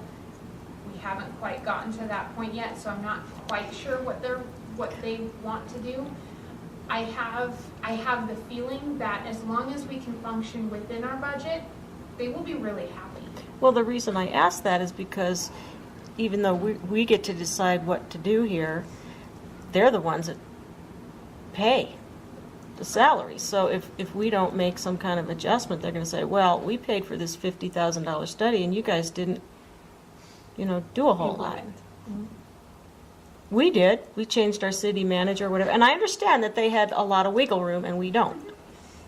Well, and not all of that brought upon a ton of savings. I mean, there is some savings from doing that, But for instance, I believe the salary that was coming out of redevelopment, you know, there's some savings in redevelopment, but redevelopment doesn't want to pay for the position any longer. So that was gonna, you know, I mean, so that was gonna kind of, so they were saving personnel in that instance. I don't really want to speculate on what that board may or may not do. I understand, I'm just bringing it yeah. up as the part of the decision-making process. I do think that doing something is much better than nothing Oh, yeah. in our determinations, because they do control our budget. Mm-hmm, that's right. And it's just a question of how much of a something this is. So if we make a good faith effort to show that we take the efficiency report seriously, that means a whole lot more than not doing anything. Well, and I would encourage, with whatever decision that you come to, that the board chair and potentially myself or another board member take the opportunity to speak with some of these board members and lay out, kind of like what Pam was saying, you know, this is what the library's been doing, and we are going to go ahead and, in our mind, take a good faith step in accepting the study this way, so that you take a good faith step in keeping whatever our budget needs to be. Right. So I think there's opportunities to have those conversations once you've determined what you want to do. Right, We have to do that no matter which one we pick, I think, yeah. you know, as painful as that might be. And I but- think good one-on-one conversations like that would be beneficial. And the reorganization isn't free. It's costing the library person hours, That is correct. considerable. But the, And how do you And John Mellon. continue to crank an output like you've been doing when you cripple your person hours? We work more hours. But you just said you couldn't pay him over 40 hours. But that's a All mandate. managers. The do work managers over would be 40 working hours. more hours. let's see. But they get paid for working over 40 that hours. these are not really changing anything, They but the can still rearranging delay. of the duties They'll is still going be able to to work. go a long way Yeah. to meeting the efficiency As long as study. they're not, if they're Because unclassified you wanna be a employees, These they two still- will gets more not get work. that many managerial duties. So that, I, and then down the road, that can be changed. If I would- it's Down the necessary. road is very what I vague. would like to see, and this is kicking it down the road for a month, but what I would like to see before I can make a vote to accept a combination of 1 and 2, I would like to see a detailed job description of these 2 new positions that you're talking about, these 2 new unclassified positions. It would also probably change some of the other manager positions. And so Yeah. that would That's be right. included. Can you do that? Can you all do that in a month? Well, your next board meeting is March Right. 26th, I So, believe, so it's longer. 2 months. Would we be able to table a final vote on that until March? I think that you can. I think that if you do, I would suggest that you give me direction to also speak to some of the supervisors so they don't think that. Oh, I because the plan budget- on going with you But on I'm that. just saying, because the budget process, budgets will pretty much be determined and ready to go to Board of Supervisors before our next meeting. And so if they don't think that we are going to be taking action, I have a Could, little concern with okay, that. okay, here's my other condition. Could we write it out? You know, this is what we're planning. We're planning a combination of 1 and 2.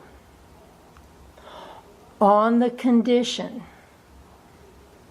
you know, and there would be a savings, on the condition that we see in the next month or next 6 weeks, a detailed job description of these 2 new jobs and what it's going to do to the existing managers. That we see that before, we can vote to combine 1 and 2 with a caveat or with a condition of seeing that. Because I truly want to see that before I want to see the efficiency in that before I vote for it. Absolutely. So the motion would be 1, 2, with the condition that at the next meeting, you see and approve the reorganization. Yeah, the nuts and bolts. Workflow chart. Well, essentially the implementation. Yes. Right. You want to see the Chapter and implementation verse, that would that's have right. come to you anyway had you have chosen those. Yeah, I'm not going to vote for something that I don't see the, How But I don't it see how it's plays gonna be out. That's implemented. right. If I was those managers, I wouldn't want additional duties put on me. They would get additional duties, but then they would also have other duties taken away. Okay. That See, works that's out. what I don't that's know. what, yeah, that's what we Lower need to level. See, see. to me, all it means to me is the managers get more work. Okay, whereas those other ones go away somewhere in the cloud, you know? How does that work? So, See, that's what I would like to see. I agree with Sandy. So I'm just going to summarize what Joe said a little bit so option 1 and 2 Oh, with the condition of seeing the implementation study or implementation plan as of the next board meeting. Seeing and approving. yeah, I want to, yeah, seeing and approving. I should think we should have an interim meeting. An interim You know, meeting. do we need to have an interim meeting for that, or would that be enough? If you And think- yeah. we'll go talk to we'll go talk to the Board of Supervisors and show them what we're doing. And I think that potentially could give you guys feedback of if those two options are acceptable to them. Okay. Would somebody other than me like to make See, that if motion? If you have the data, that gives you ammunition to talk to the supervisor and say, this is exactly what we're going to do if we pass 1 and 2. Not some nebulous, oh, we're going to do this here, and And then we'll kick this down the road Yeah. there, and then that we'll just do. sounds too vague to me. Yeah, but I mean, until we receive direction on what you want to do, it's hard Yes, for us yes, to. Sure. yes, I Yeah. understand that. All right. Well, see, 6 weeks from now is a long time It is. before the next meeting. Can we have one do sooner? we need to have an interim meeting? Yeah. Maybe get that done a little sooner than Yeah, that, because of the or budget. Well, not? you could change, Change. correct me if I'm wrong, you can change the date of your next meeting. We can't have a special meeting or an ad hoc? You could have an additional meeting if you, Well, why couldn't we change the date of the next meeting and bump it up into the middle of March? I mean, there shouldn't be When any is the budget, when are they going to start talking about this? I'm sure they're probably talking about it well, already. at the end of February is the starting of budget for all of us as directors. And then the budget is essentially put together right about the end of March because it's going to the Board of Supervisors, like their first meeting in April. Then And so why it don't has we- to be done 2 weeks before. Then why don't we move our March meeting up to March the 15th or March whatever the, that whenever. Thursday is. yeah, Have a calendar. 12th? Thank you. Those cell phones coming in.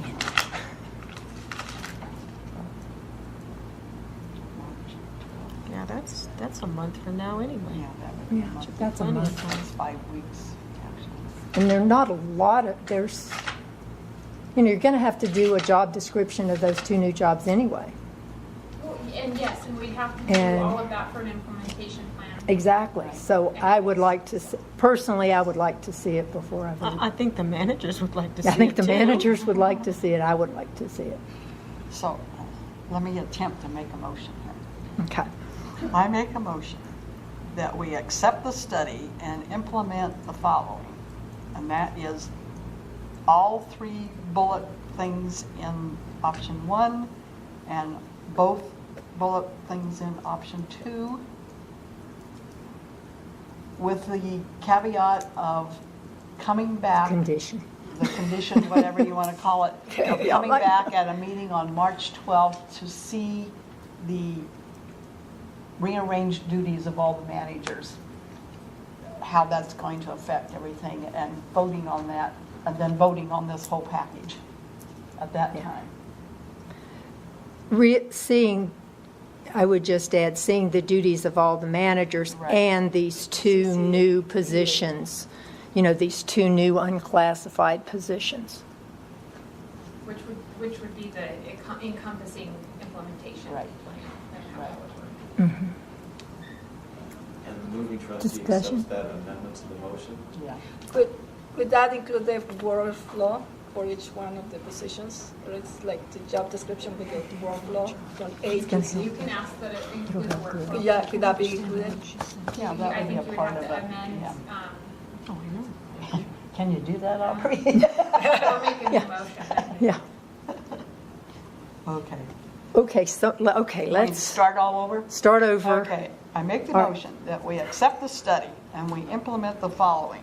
That is, rearrange duties of all managers, programming, outreach manager, facilities and circulation, assuming different than their current duties, and would have the opportunity to perform duties of two new unclassified positions. Once the individuals in these positions leave, we reevaluate the positions and make CCA if needed. And include option 2, which is move one unclassified MLS manager to shadow current adult services librarian from the 1st of July this year until the retirement of the adult services librarian in December. Upon retirement, the unclassified MLS librarian would assume adult services librarian position, and an unclassified MLS position would be evaluated and a new CCEA position created to fill the needs addressed in the efficiency study for a financial person. And we want to see, before we vote on this, the workflow, the distribution of all of the duties for the different managers. And the Everything. job description And the of job the two. descriptions of those two new unclassified positions. And at that time, then we will vote on this at our March 12th meeting. And we don't have to put it in the motion, but we will go talk to all the supervisors so that they know that we're Working on it. working with it, that we're seriously looking at it. What? Now you can ask for a second and then have a discussion. All right, do I have a second? I second it. Okay, so that motion is seconded. All right, now we'll have discussion. We don't need to include that we're going to go visit the supervisors. Okay, all right. Anybody else have any discussion on it? Discuss? Pending data. Okay, all I right. think to address Pam's issue, though, that when you do go, whoever goes to talk to the supervisors, you do need to point out all of the things that this library is doing for the city on their limited budget and with their limited staff. They should know that Yeah, by now. well, no, but they don't all know. that. Well, they don't know it, but recognize they're it. not. Well, we're not going down there. So we won't go the motion is one, Yeah. two, as conditioned, will come back at the next meeting Right. to be analyzed and We'll go over that. addressed at that point in Right. time.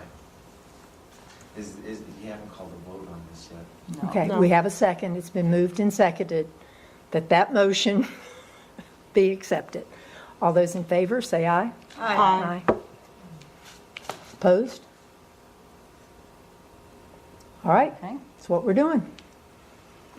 okay. Okay, it's done. Phew. Do we need another break? Or if anybody wants to go? All right, here we go.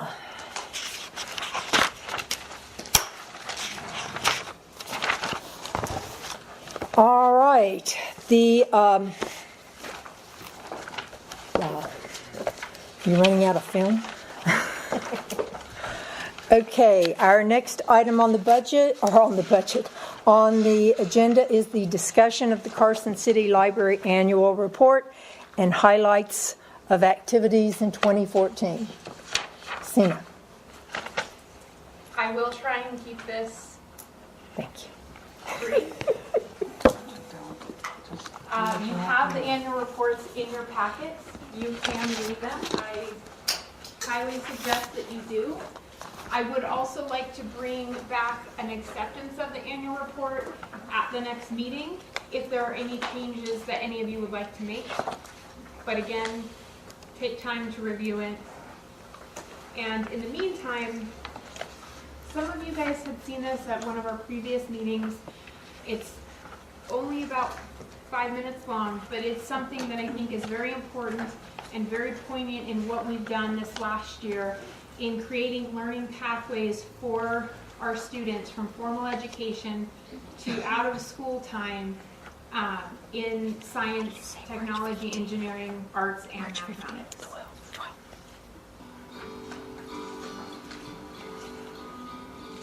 And I think this will stay good, because this is the bottom and this is the top. And my top is the egg. This one was made by Casey. Casey, yeah, there you are.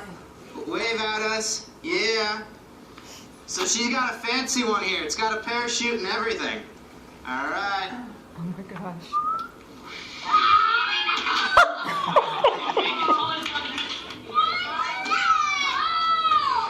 To me, the library is a place to foster a love of knowledge. And traditionally, it's to foster a love of reading, but really as a society and a community, we've gone beyond the fact that a library is just there for books, and it's there to access technology, to learn about new things, to discover, to have fun, to play. And I really think that love of knowledge we were able to help establish with some of these children when Discover Tech Engineers Make a World of Difference came to the library. The Carson City Library was one of 8 libraries awarded this grant from the National Science Foundation, and part of the reason we were selected was our strong partnerships with our school district, the Carson City School District, and our engineering community, especially that of NDOT, or the Nevada Department of Transportation. I think the hands-on approach is a lot more practical and interesting to students. Seeing the videos, having questions posed to you, and then guessing the answer, but then seeing what the real answer is, and seeing examples of real engineering in a practical sense, but making it fun so that you're doing a little experiment or using some of the materials and devices that are there for an experiment. Makes you think about things, makes you think about solutions, and then you get interested in it. Maybe you want to research a career in that area, or think about ways that you could improve society. I came from a STEM school before I moved up here, and I was in a robotics team, first robotics team, and so engineering is kind of just what I've always known, but it's really, I've learned a lot more about it than some things I've never learned before from the library. Right now, we are preparing them for careers that don't exist. We are preparing them to solve problems that we don't even know are out there. This generation of students will be tasked with solving problems like climate change, world population, hunger, all of those types of things. The pathway to solve those is through technology.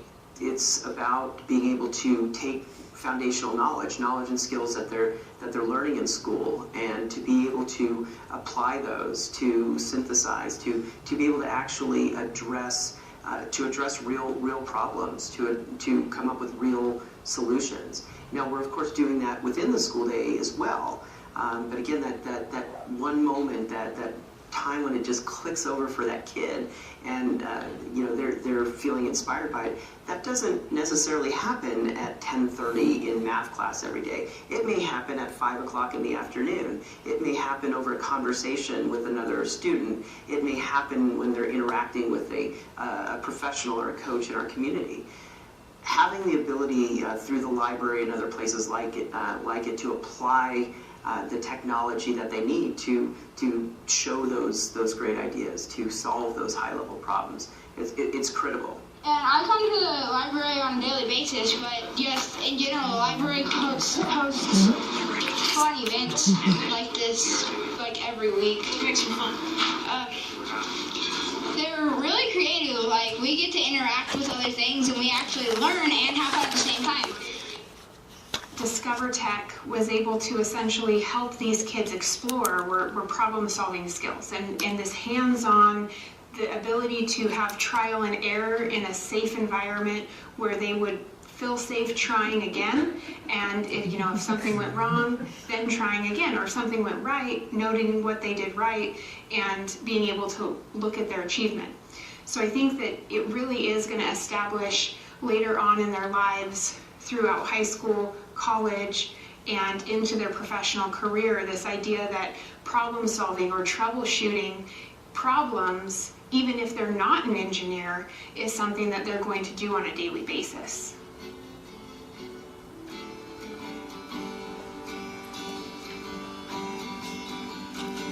We need everybody in the community to see that. And I would like to note that our own Sandy is playing the guitar there for us. Oh, yes, Sandy. Not this Sandy. The real musical Sandy. That's on the, that's on YouTube, right? That is on our YouTube site, and it was posted to our Facebook as well, and it's received a good number of views. Yeah. Also, so. It needs to be like seen every morning or something. I'm not kidding. I think it might not be a bad idea if we had an extra TV At the entrance. at the entrance to put it up and run that as a loop. Well, and this is something that I'm sure that I can talk to Darla over at the Brewery Arts Center and even get it onto their station as well. Okay. Should be able to present it to the Board of Supervisors too.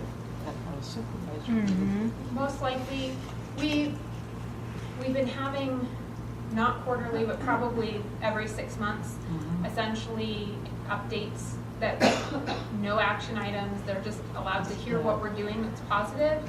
And we have about 5 to 7 minutes, and so this could easily be shown to them. Because it's something I don't think that they necessarily know that we are doing.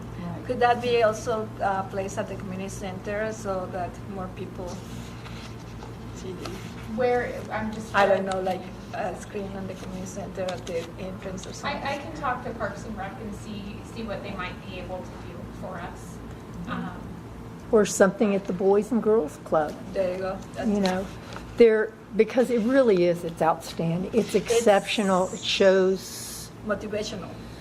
It is motivating. It's perfect. Joe. I suggest outreach into the public information office of the Nevada Department of Transportation.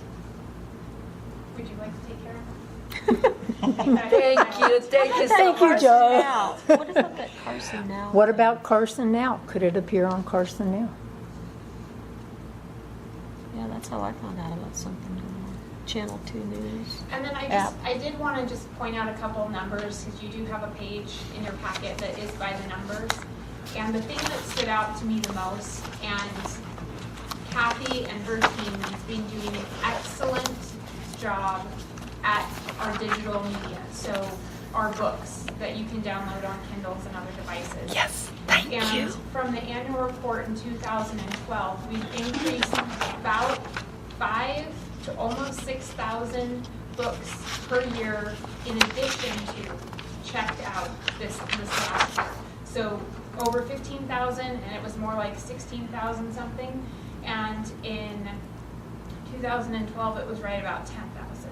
And so I think that's a significant step towards what this community is wanting, knowing that we have, and using. I mean, I know some of our own board members even support that effort as well in checking them out and funding some of those books. So I really want to give a round of applause to Kathy and her team for doing such a good job. And I would say that the quality of the books that you've been getting is excellent. It really is on that e-books, and I know that's not easy. Well, that credit goes all to Rachel. Yep. And Heather. Yeah. Who select. Yeah. Because I don't think people understand. I don't think the public I know the public doesn't understand, because my husband doesn't understand it. He's the public and he's my husband. I know. I've told him several times. But it's that idea that you can download an ebook from Amazon for $9.99. You can download it, and you can download them for cheaper than that. And the public does not understand that for a library book to go into that ebook, it's like trying to get dispensation from the Pope. It's insane and it's expensive. And people don't understand. It's like, why don't they have it? And I think, the fact that you've gotten so many good books and you've had so much response to that, such a good response to that. And on a side note, it does make you read faster because it does disappear, and you know that. And it does make you read faster. So, Listening to Sandy and the workflow chart that will be implemented for promotion, I was thinking that you can do a video with the workflow chart showing the steps for jobs like that, situations like that, where the public has access and see like, oh, all this work to get this. And it could be on our TV in the entrance. And there is a lot of different things that we can do with our new website, which I will be talking about just a little bit later in the annual report. I personally think that the priority for some of our transparency in government is getting our budget onto our website and how we're spending our money.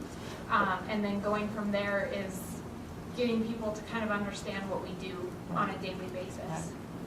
So the next item that I wanted to highlight is in adult services, especially after the VTOP grant, there was a lot of transition again in some duties because we had been offering technology classes, and with the elimination essentially of the position that I was in as it was, those classes weren't going to be able to be offered by that grant-funded position any longer.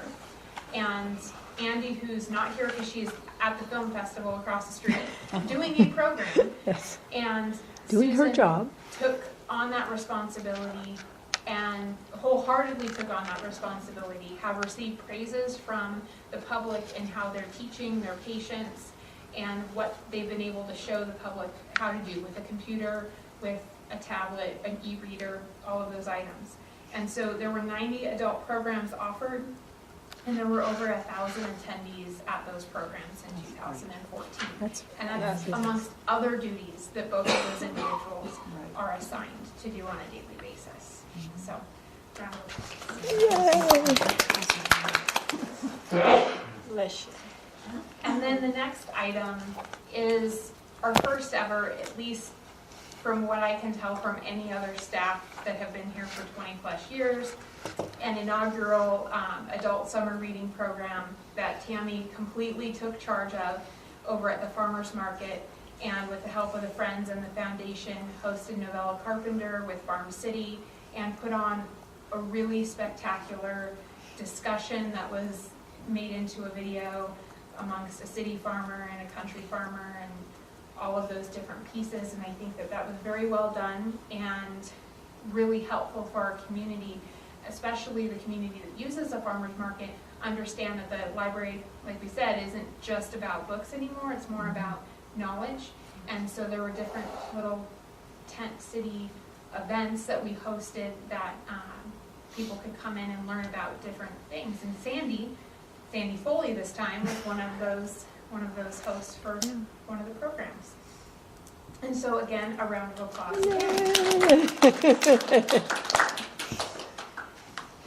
And Heather came in towards the end of 2014, but I do want to say, and the staff that have been working with her, that she's come in really excited to get going and to kind of come into the summer reading program in 2015 and has already started preparing for that process. And in youth last year, and this is without dedicated funding to have a summer reading program over at the Boys and Girls Club, we had 2,353 participants for the Boys and Girls Club and here at the library. And so I think that that's really impressive for not having a specific set funding for over at the Boys and Girls Club, but to kind of use the combined funding that the Friends give us for both of those events. So a round of applause to the youth. Everybody. That's a lot. Okay, and so with that, That's a school.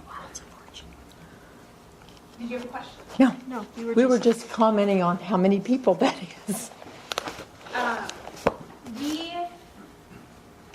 Tammy actually started this process again with the strategic plan, and one of the things that was connected to that strategic plan was some funding.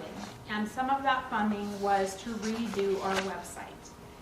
And this is now our website. I sent it out to everyone when we went live with it on January 15th, a little bit after 2014, but it was in the process the entirety of 2014. And this is what our old site was looking like. And so now we're going back to this new, more easy to read. And I just want to also note that under About Our Library, under Board of Trustees, Meetings and Notices, this is where you'll find the agenda, the minutes, the posted notice of possible quorum, and also meeting videos, which are currently unavailable on Internet Explorer. One is not available. Just as well. However, Internet's down again. this is what we can also do with the technology video that I just showed you, is we can embed it into our website and share it from there. And so instead of going to YouTube, it does have a home where we live on our website. And our website really has become and is becoming our digital branch. So it is really a branch of our library. And so I just wanted to make this available. Your names are all down the side, and if I click on Meet the Board, you guys are all here as well. But if there are if there are What happens if they've already anything been that you would like photoshopped? to see with the website, do let us know. The other nice thing about this is That was 10 pounds ago. Yeah. our friends and our foundation are now represented through our website, which I think is important to kind of unify the different causes that the foundation and that the friends might have under the library's website. And what a better place for that to be than here. And we will be training a friend and a foundation member so that they have control over what they want to display on those pages. And so that's really kind of what we've been up to in 2014. Beyond the usual everyday library operations that we perform on a daily basis that really keeps our doors open by functioning as what you might have considered a library years back in the past. So with that, is there any questions? It's beautiful. It's wonderful. It looks great. Absolutely gorgeous. Is there a class where someone doesn't know how to access it that you have here? Someone that can teach people how to access it and how to go navigate on the website? On our specific website? Uh-huh. I know that Susan has taught our databases, and so to how to access the information within our site. And I know, have you? Mostly we do it on a, Person to person. personal basis, yeah. 50 p.m. on the webpage. Yeah. And Andy and Elisa do one-on-one trainings in Spanish as well, and we do occasionally have classes in Spanish offered also. That's really neat. Okay.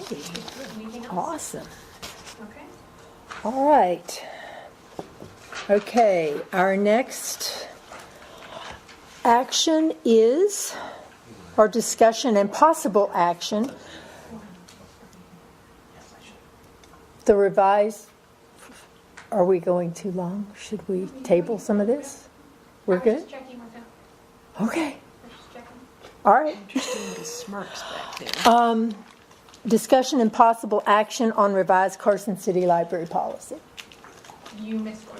I thought we did that. What did I miss? Oh, the review of the library director. Oh, I've got all kinds of stuff, so. Before you All right. get going on that, I just have to note that I believe that there's a requirement, statutory requirement, to provide advance written notice to the person who's going to be evaluated. But in this particular case, I understand that the chairperson being evaluated has known well in advance this was going to happen. Oh, so far in advance. And she hadn't prepared the agenda and put this item in this agenda. And if she would waive that formal written notice, then you can go ahead and proceed. Please waive the I floor. waive my. That's what I was asking. Okay. All right. Okay. I thought, oh goodness, what have I done now? Okay. The review of the library director. I have talked to each individual board member separately, individually. No group thing. There was no quorum, and I have received some very, very good feedback. The library director's report and what we've seen tonight is going to give me additional factual nuts and bolts feedback. So what I'm going to do is just ask, we can go through this. How can we do this in the most efficient way possible? Should we have everybody? Okay, let's do this. We'll go each person. If you have something that you want me to put on the final form, then you need to say so now, as well as giving me anything in writing that you happen to have. So, I know, you're safe, you're home free, you've got it. So, who would like to go first? Yes. Yes, we're still okay, or yes? I just asked him a question. Oh, okay. Phyllis, would you like to go first? Well, or do you have anything that you want to? I can say, as you can tell by the report and the website, that Tina's doing a fantastic job, just like we knew she would. But I understand that she also wanted us to give her some things that she needed to work on, because nobody feels like they're perfect. So and this is really not a slam against her. This is just something that's bugged me about the library for all these many years now, is that we seem to have a problem communicating all these wonderful things that we do to the general public outside of our library supporters and lovers. And I would like for Sina to work with the staff to come up with whatever and however many methods you can come up with to reach that public out there who thinks libraries are no longer relevant. Yeah. Because we're going to need those people sooner or later. And they need to know what's really going on here and how it's affecting the community. That's my suggestion. You know, one of the things that just this second crossed my mind is having another open house in the summer when it's not 10 degrees outside. And we have hot dogs. Huh? Hot dogs and hamburgers. Yeah, something. You know, didn't we have a pancake thing at one point? Are we still having that? We do that every year. They do that for the summer reading program. Okay, well, But we've had some fun things and invited the public. I remember there was a was it a 4th of July thing? It was the anniversary of one of the buildings. Because we had lots of Andy organized that, and it was in September. It was the anniversary of our annex. Right, yeah. And it was fun, and everybody came and sang and had a good time. So, yeah. So that shouldn't have to have an excuse, an anniversary or something. Yeah. Maybe we can just do it once a year, an open house once a year, you know, and it's the same month every year, so people kind of get it in their psyche. Kind of like Halloween's always in October, you know, that kind of thing. Yeah. Okay, I don't know if this costs them a lot of money or takes a lot of time and effort, but. That should be, I kind of wish Andy was here right now, because she could probably better. Okay, speak to well. that, but I don't see anything wrong with that. Okay. And we could just say open house in addition to other events. So we could just add that. I would like to commend you, and I'm giving you a 4 on this, even though I don't have the nuts and bolts on this. But the one thing that really has impressed me with you being that you're really such a child. In my realm, you are. If I'm 67, you're a child. So you are a newbie, let's put it that way. A new person into the MLS, into the library world. But if you look at your credentials and you look at what you've done and what you've packed in to those 30 years and to the years that you've been focused in the library, it's so diverse and it's so unique, and you've tried everything. You know, I didn't even know there was such a thing as an NDOT librarian. But you have that. You have that in your toolkit. You've done assistant, I think you were an assistant librarian. A library. Yeah, a library assistant. You've been in the you've been a technology trainer. You've done all of these things in a very, very short period of time. And it's made you you've used your background knowledge and job experience to do a fabulous job. So that's probably the main thing that I see that you do, that and the fact that you've managed to overcome all 12 of the, giant obstacles that you have to confront with as being, when you're a library director. So, kudos to you on that. Diane, do you want to pick one? And Considering you stole one of mine. I only half stole it. Okay. I know I buttonholed you a lot of times when I'm in the library on your way to your office, and I think I interact with you as a patron, a volunteer, and a trustee, and you're so patient with my ideas, because I have lots of ideas, and I appreciate that you listen well, and I know you listen to other people as well, because I do spend a lot of time in the library. Incognito, basically, so they don't know who I am.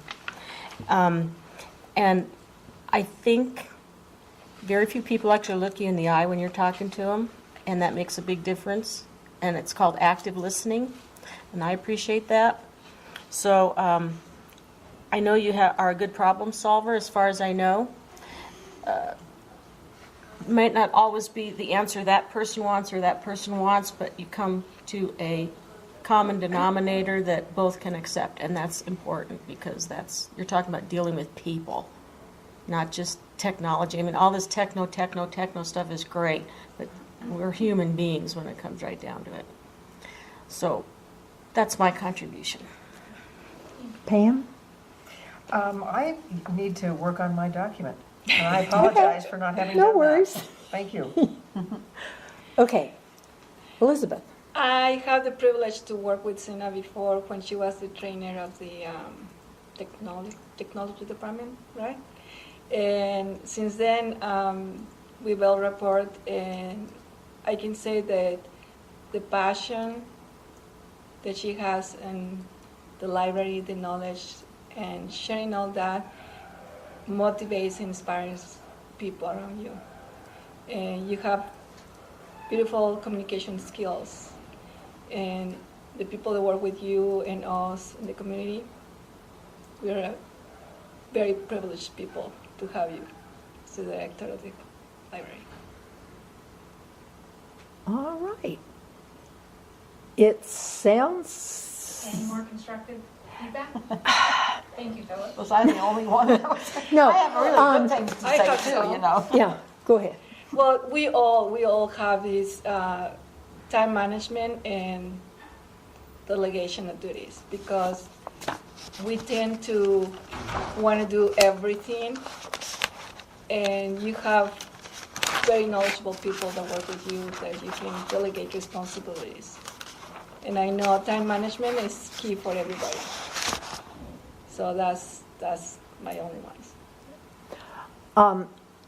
I think basically, we always get buzzwords.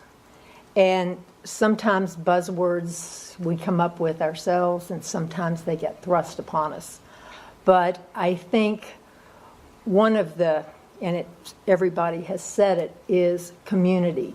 So I would like to see you focus, like Phyllis was talking about, on the community. And another one is something that we all have to deal with, and that's efficiency. And I think, it takes time to learn, and when they throw hardballs at you and, you have to change things for one reason or another, go about doing it in the most efficient way possible. And you need to give me the address of where you get your day planner. I want that. You have one too, don't you? Don't you all have the same one? It's yours. Well, She started it. Talk more. I started it. It was my fault. Oh, But okay. But now it's lost. Now it works. Yes. Yeah. Joe's shaking his head like no more. No more day planning. And the other one, and I think this goes along with what we're looking at now, and that is making sure that whatever we do and whatever we decide on this efficiency study, and we are not really, it's tough. It's terribly tough. But make sure that we implement it and that people are doing, whether it's using a workflow chart, whether it's using a bulleted list, which is one of my personal favorites, that people are doing what their job description says that they're doing, and that job description makes the library run in the most efficient manner. So. I have some good things to say about Sina also. Oh, yeah. I admire the way she's so involved in the technology and all of the stuff with our strategic goal for youth and everything. But I also happen to know that she's very cognizant of what the other generations in this community like in their library. People like me who like books. So, and I think she has a very good rapport with all generations who use the library. And that's important.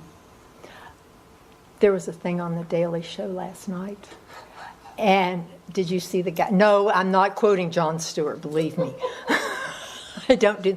But there was a fella, he'd been to Iraq twice, I think, or Afghanistan, and he's written a book, and it's called Work. And he made one quote, young guy, and he made one quote that I think personifies what you do, and that is that people have to think that you care before they care what you think. And it just was like, wow.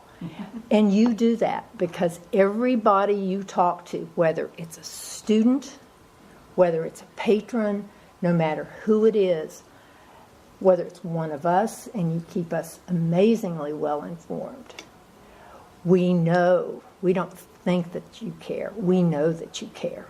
And that's why we care so much about what you think. So. Excellent. So good luck getting all this on that form. I don't do that. I have to do this. Okay. Okay. So is that, are we good? That's wonderful. I will compile all this, so whenever you can get it to me is fine. I'll compile all this and I'll get it to the city, the city in a timely manner. And we do have to do this again in July or June because they're doing a new form. They're doing a new form, and they've moved all employees to a generalized date, which is July 1st.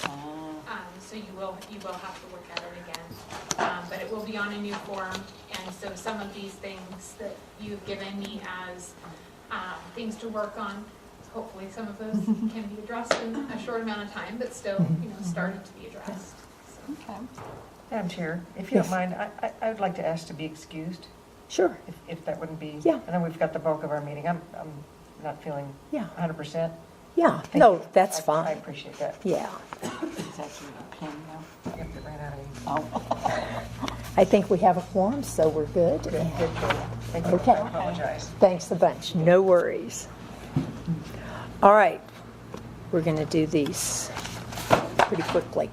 All right, the next one, discussion and possible action on the revised Carson City Library policy. Am I on track now? Mm-hmm. Okay, go. Okay, so what you're looking at is right the page before it's stickered library policy, you're going to see the use of the @2 collaboration room. The revision is adding this to our policy. And then you'll see in this policy, if you look through it, all of the mentions of the BRIC, the Business Resource and Innovation Center, will be removed.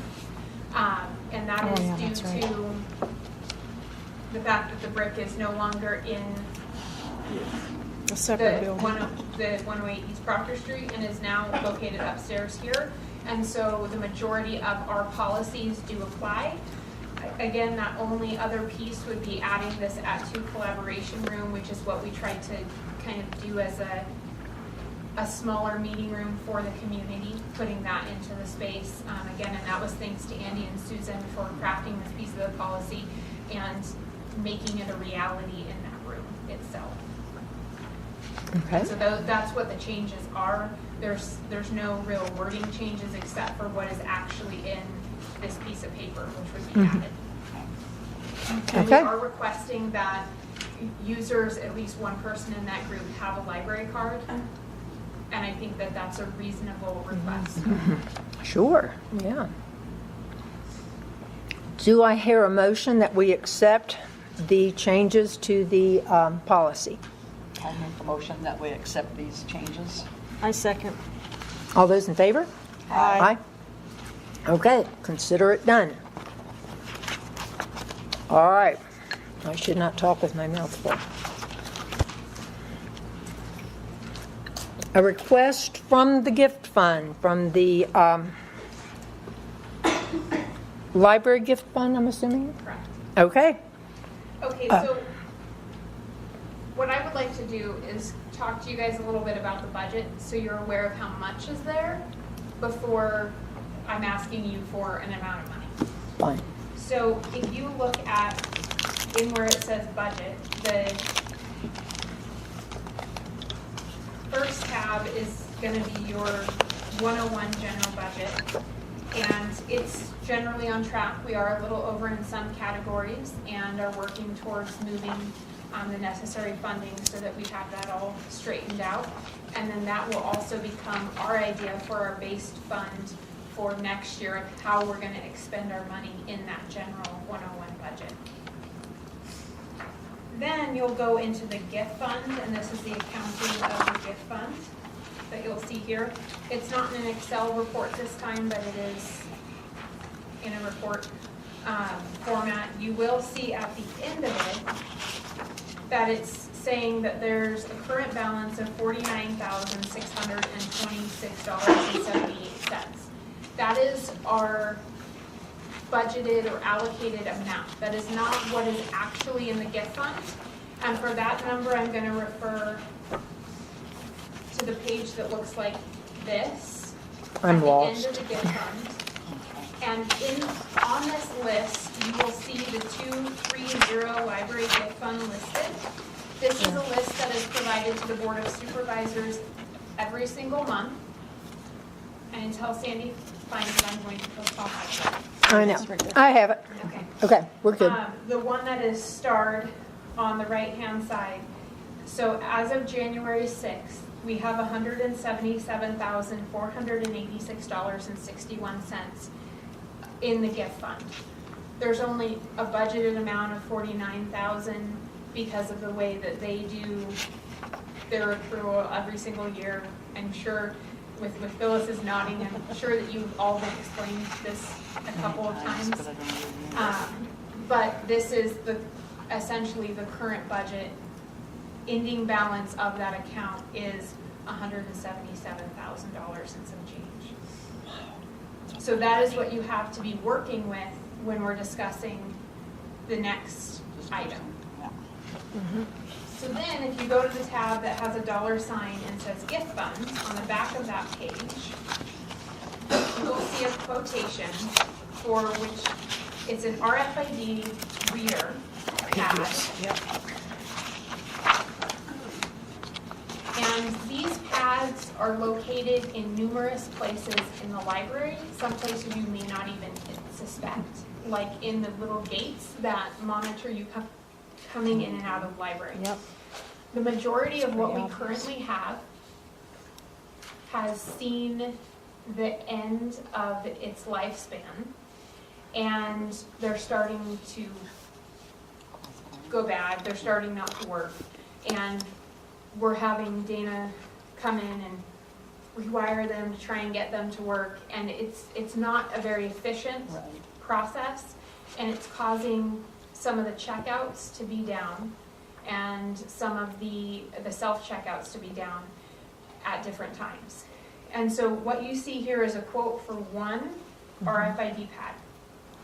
And it's $847.97, including the shipping.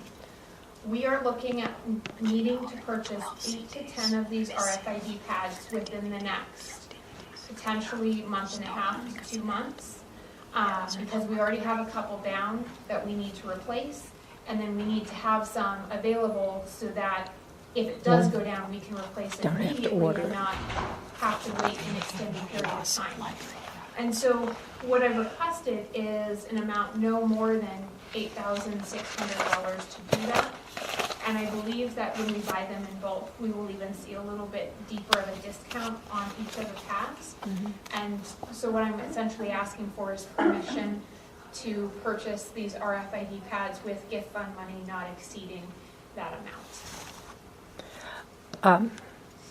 Diane made a really good point that if you don't have these and they're not working well, then it really does bump up library theft, which is a... That is also very correct. And so we're losing money, Both ways. you know, unless we do this. If the pads and the gates do fail, then we have no way of knowing if people are taking tagged material out without checking it out. And I know they are. Yeah. Okay. There's another part of this. So, You want them separately? Do you want to let's separate? Do you want to do it vote separately? Because the Okay. other one has to do with the digitorium budget. That's Okay. I'll make a motion that way allows Cena to purchase up to $8,600 worth of RFID pads from the gift fund. A second. All those in favor? Aye. Get them. Okay. Awesome. All right. The digitorium, go ahead. So under the budget line, you're also going to see on the back side of the board report that you saw that had 177,000 listed is the digitorium report. And up in the left-hand corner, it says SFY 2015 digitorium. Gotcha. Okay, so this is the amount, $7,020.40 that we have remaining in the digitorium that we didn't need to spend in some areas. And what we're looking at in our current city budget is in our professional services that we will most likely have a deficit and need to come up with money somehow. So my suggestion to keep the digitorium open for the students, because Molly in the online on time grant can't be here all the hours that the library is open, because we are open 56 hours, to fund Noe's position from the rest. It won't take up all of this, but from the digitorium budget for the remainder of this year and backdated to January 1st, so for 6 months, so that we can keep the digitorium open and fulfilling the objectives listed in the grant that we have, as well as providing services to our community. I've received actually several compliments on Noe's interactions with public on desk and patience in with technology, and that's not something you find a lot of That's right. with $15. Is this a one-time expense, do you anticipate? This would be a one-time expense for just for this 6-month period to keep the digitorium open and not. Okay, what about the 6 months after that? We won't be in the same grant cycle, and Okay. we'll be looking at different ways that we can utilize Noe and his Skill set. in the duties that we have at the library. And we've received, one of the big things that ate up a lot of our professional services money is being able to offer that summer reading program last year over at the Boys and Girls Club without any additional funds. And the Friends have stepped up and provided that for us in the second phase this year, and so we won't have that expense. Oh, okay, good. Okay. All right. Noe is a library success story, and when you talk about getting out into the public and showing the public what the library does, that's it. You can just make him the poster boy. He's wonderful. Am I missing the dollar amount of this request?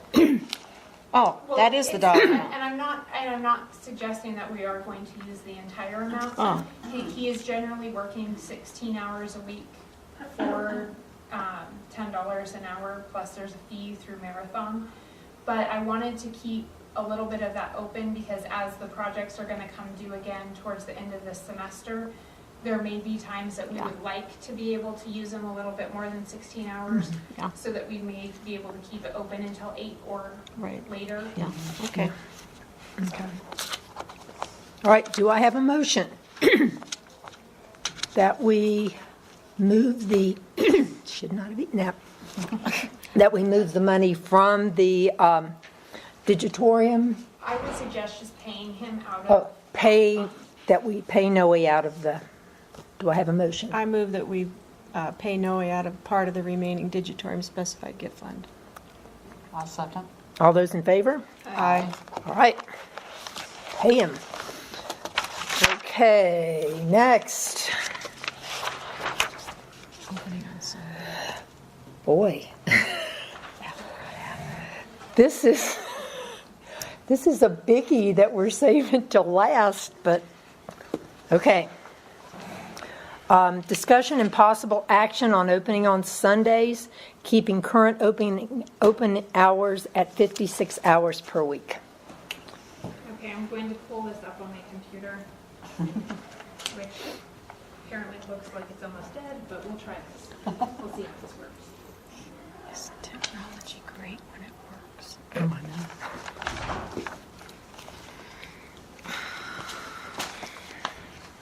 You're right. Yeah, no one else. That is like online.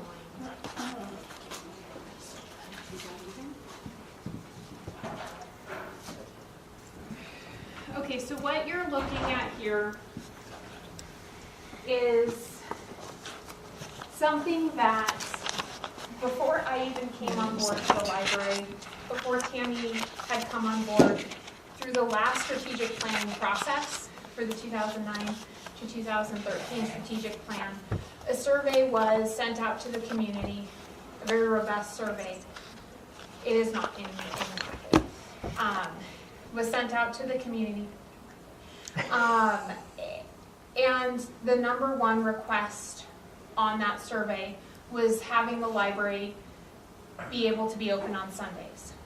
Now, I readdressed this, and as you can see here, we're talking about this because of our current strategic plan. What we're asking in our current strategic plan is for the library to focus on the youth of the community and provide to them the best service that we can. And it's hard for me to justify doing that when we're closed or we're open half the time that they can't be here. They're in school. And yes, schools can come over here and use the library, and it's been happening more frequently, but we're really not open when it's convenient for our patrons to come to the library. We're really open when it's convenient for us to be working. And I think a little bit of that does need to change.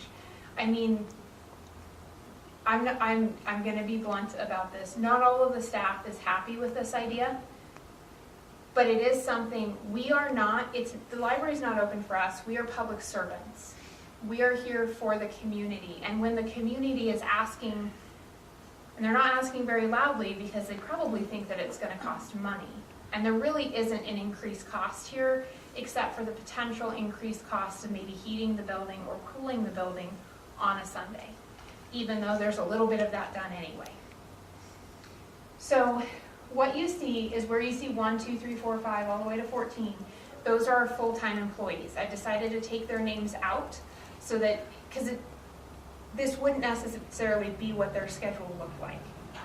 I have talked to Human Resources, and this is something feasible to do within CCEA regulations and within our timesheets and how all of that is organized. So that is not an issue in this case. So what you have, if you go down to row 21, you have 7 full-time employees, which are the numbers, on Sundays. You have 6 on Mondays, 13 on Tuesdays, 13 on Wednesdays, 13 on Thursday, 6 on Friday, and 6 on Saturday. And then, and this is a potential, I mean, it could shift. You could have 7 on Saturday and 6 on Sunday if you wanted. And then we have 2 part-time, 2 to 3 part-time each of those days. What this does is it also allows us to allow staff to actually have additional hours off because of how we would be adjusting, because we wouldn't be adding additional hours, we would be keeping the same hours. So instead of library hours being open being this way, we're spreading them out this way and we're narrowing those down. So we have more staff here at the same time. And so that allows 3 people to take off at a time rather than just 2. So there are benefits to staff here. It's not all negative. Every staff member by law would still get their weekend. Their weekend would either be Friday, Saturday, or Sunday, Monday. And that's what that part would look like. And then let me scroll down. No. If you do decide that this is a direction that you want to move, I would be able to kind of choose maybe what those hours look like. But here's 2 options of what we could do. The first one does add 1 additional open hour, and that's mainly to keep it easy for patrons to remember.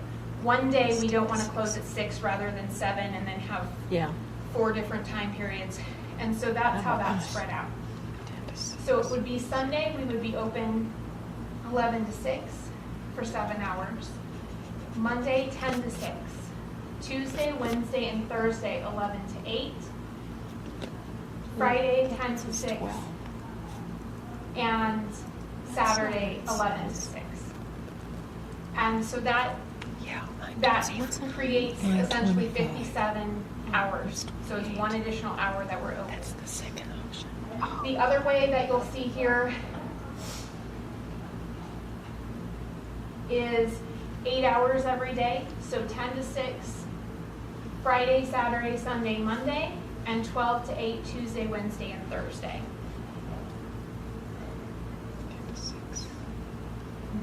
And I mean, if you have any questions of myself, some of the staff that are still here, but I have been talking with the community, I mean, even when I was talking with Human Resources, about is this, the first words out of the individual's mouth was, that would be so cool. The dump's not even open on Sunday. It's not. We would beat out the dump. And it's a community service, and we are here for the community. And I think that being available for families who have both working parents who they cannot come Monday through Friday, or it's very difficult because they have kids with activities, that being open both days of the weekends gives them a little bit more of an option. And I really wouldn't suggest closing one day and then just opening on Sundays, because I really think that we are busy. Yeah. And I think this is just going to prove that we can handle some of this, and we can do this without asking for additional funds. This again goes with reorganizing duties. Well, we have more people here at a time. I mean, Tuesday, Wednesday, and Thursday, we have 14 full-time staff. Roger doesn't go on desks, and so I did not count him into this. But he would still work Monday through Friday because that's when we do our book deliveries and mail and all of that. But I think that this is a good option on how we can serve our community and not really feel too much of a hit in stretching out too thin. Because instead of being a big block like we were with more hours during each day and stretching out, we narrow that down and then we can stretch out pretty comfortably. When you studied this, besides Carson City's demographics, did you also evaluate other cities of similar circumstances and sizes, and what do they do? There are very few city libraries outside of Nevada that are not, like cities our side that are not open on Sundays. That's what I thought. In our region, we have very few. Washoe County has a couple. Sundays and Mondays. But yeah, I think there might be one or two. And so we would be the only place to shop on Sundays. And then within our own community, there are no public computer access points available to the public besides Kinko's, which are not free, on Sundays. Go ahead, Currently. Beth. Has any consideration been made, or have you talked to, for want of a better word, the senior population? Because I know they're usually the ones that are standing out here waiting for you to open the door. How they would feel about it, you not being open till noon? People, I actually even went out a little bit today, and people like the idea of being open on Sunday because they can't go anywhere on Sunday. So there is a little bit of give and take there. And I wouldn't even say that the people that are outside in the front are necessarily seniors. They might be jobless, potentially homeless, and they want to use the computers. And I think giving them the opportunity to use the computers on Sunday probably outweighs. It probably does, Yeah. but I would think Sundays would be a good time for those people who are having to work more than one job just to keep a roof over their heads and can't get here during the week, that Sunday might be their only opportunity to use the computers. I think what Phyllis was talking about with getting the community to understand what the library does, that's a huge feather in our cap, because there are libraries all over the country that are closing, 1, 2, sometimes 2, sometimes 3 days a week. And for us to come out and say, we're open, we're here, we're not closing anything, we're actually doing more, even though we're not adding more hours. I think it would be a huge PR benefit. Showing you care. Yeah. Well, I think it shows that we are listening to what the community wants their library to do. And it might not be perfect for everyone, but I think that it For the does majority. help us help the citizens of Carson City. Can I just make a little example? When we were closed on Martin Luther King Day, there was Sunday, Monday, we weren't open, and the people on Tuesday were apoplectic that we were closed on a Monday, because that was 2 whole days without the library. I still think that if we open on Sundays, we would have to look at, and I would bring it back to the board, the other days and by holidays that we would look at closing. Oh, yes. Because Yeah. I think that it is fair to fair to provide the staff. staff. That's mandated. Isn't that mandated? But be closed But on Sunday and Monday. Without On additional holidays, costs, like- we yeah. cannot be open on holidays. I do want to make that No, clear. of course not. No. I think that's only fair. The staff at least gets holidays Yeah, if you're going to get a holiday, you make it 2 days in a row. My husband doesn't get holidays off, why should you? My daughter. And I'm assuming that in the process, That's you right. would spread it all out so that they take turns working on Sundays or. Well, what we're yeah. looking at is essentially half of our staff would work Sunday through Thursday, and half of our staff would work Tuesday through Saturday.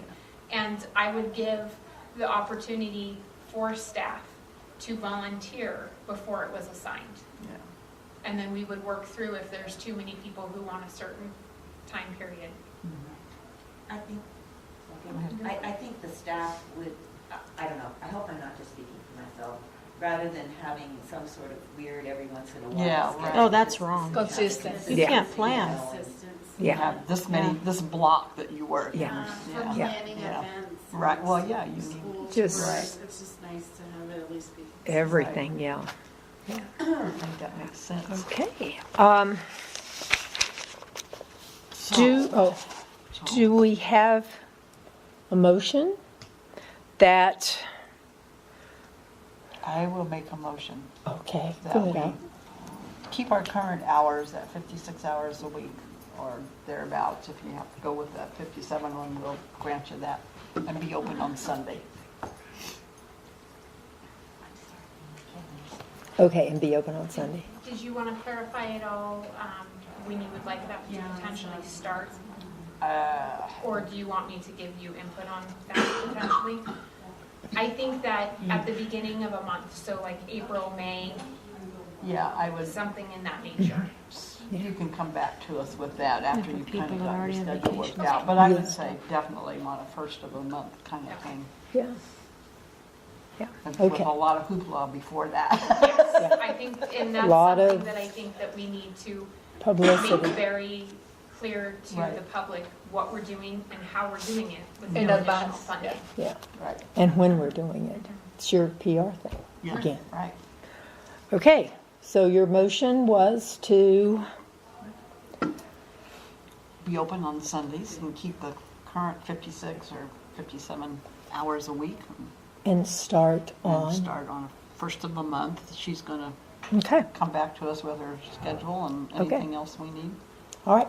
Is there a second? I second. All those in favor? Aye. Aye.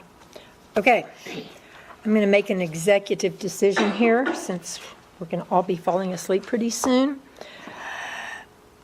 Do you feel the need to make I think your director's report has been included in all the other things that we're doing? Or do you want to just, what would you like to do? If you would like to make a director's report, you can. I just want to ask, are there any other questions about budget? And then I'm good with that if you guys are Okay. okay with the budget Okay. material. All right. That's fine.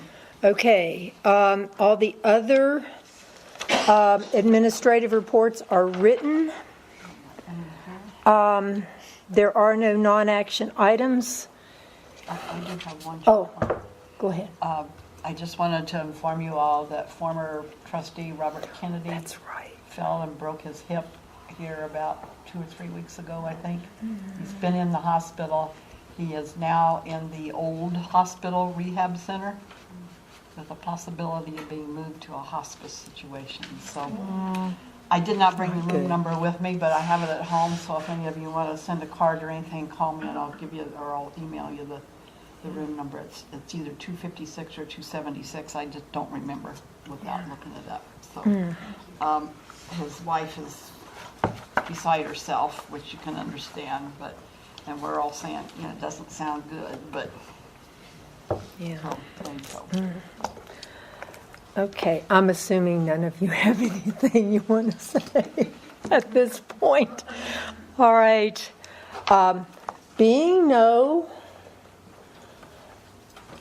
With no further objections, thank you. I'm going to learn this. Oh, you did. Yeah, I said if anybody wanted to, with no objections, I now declare this done, over, adjourned.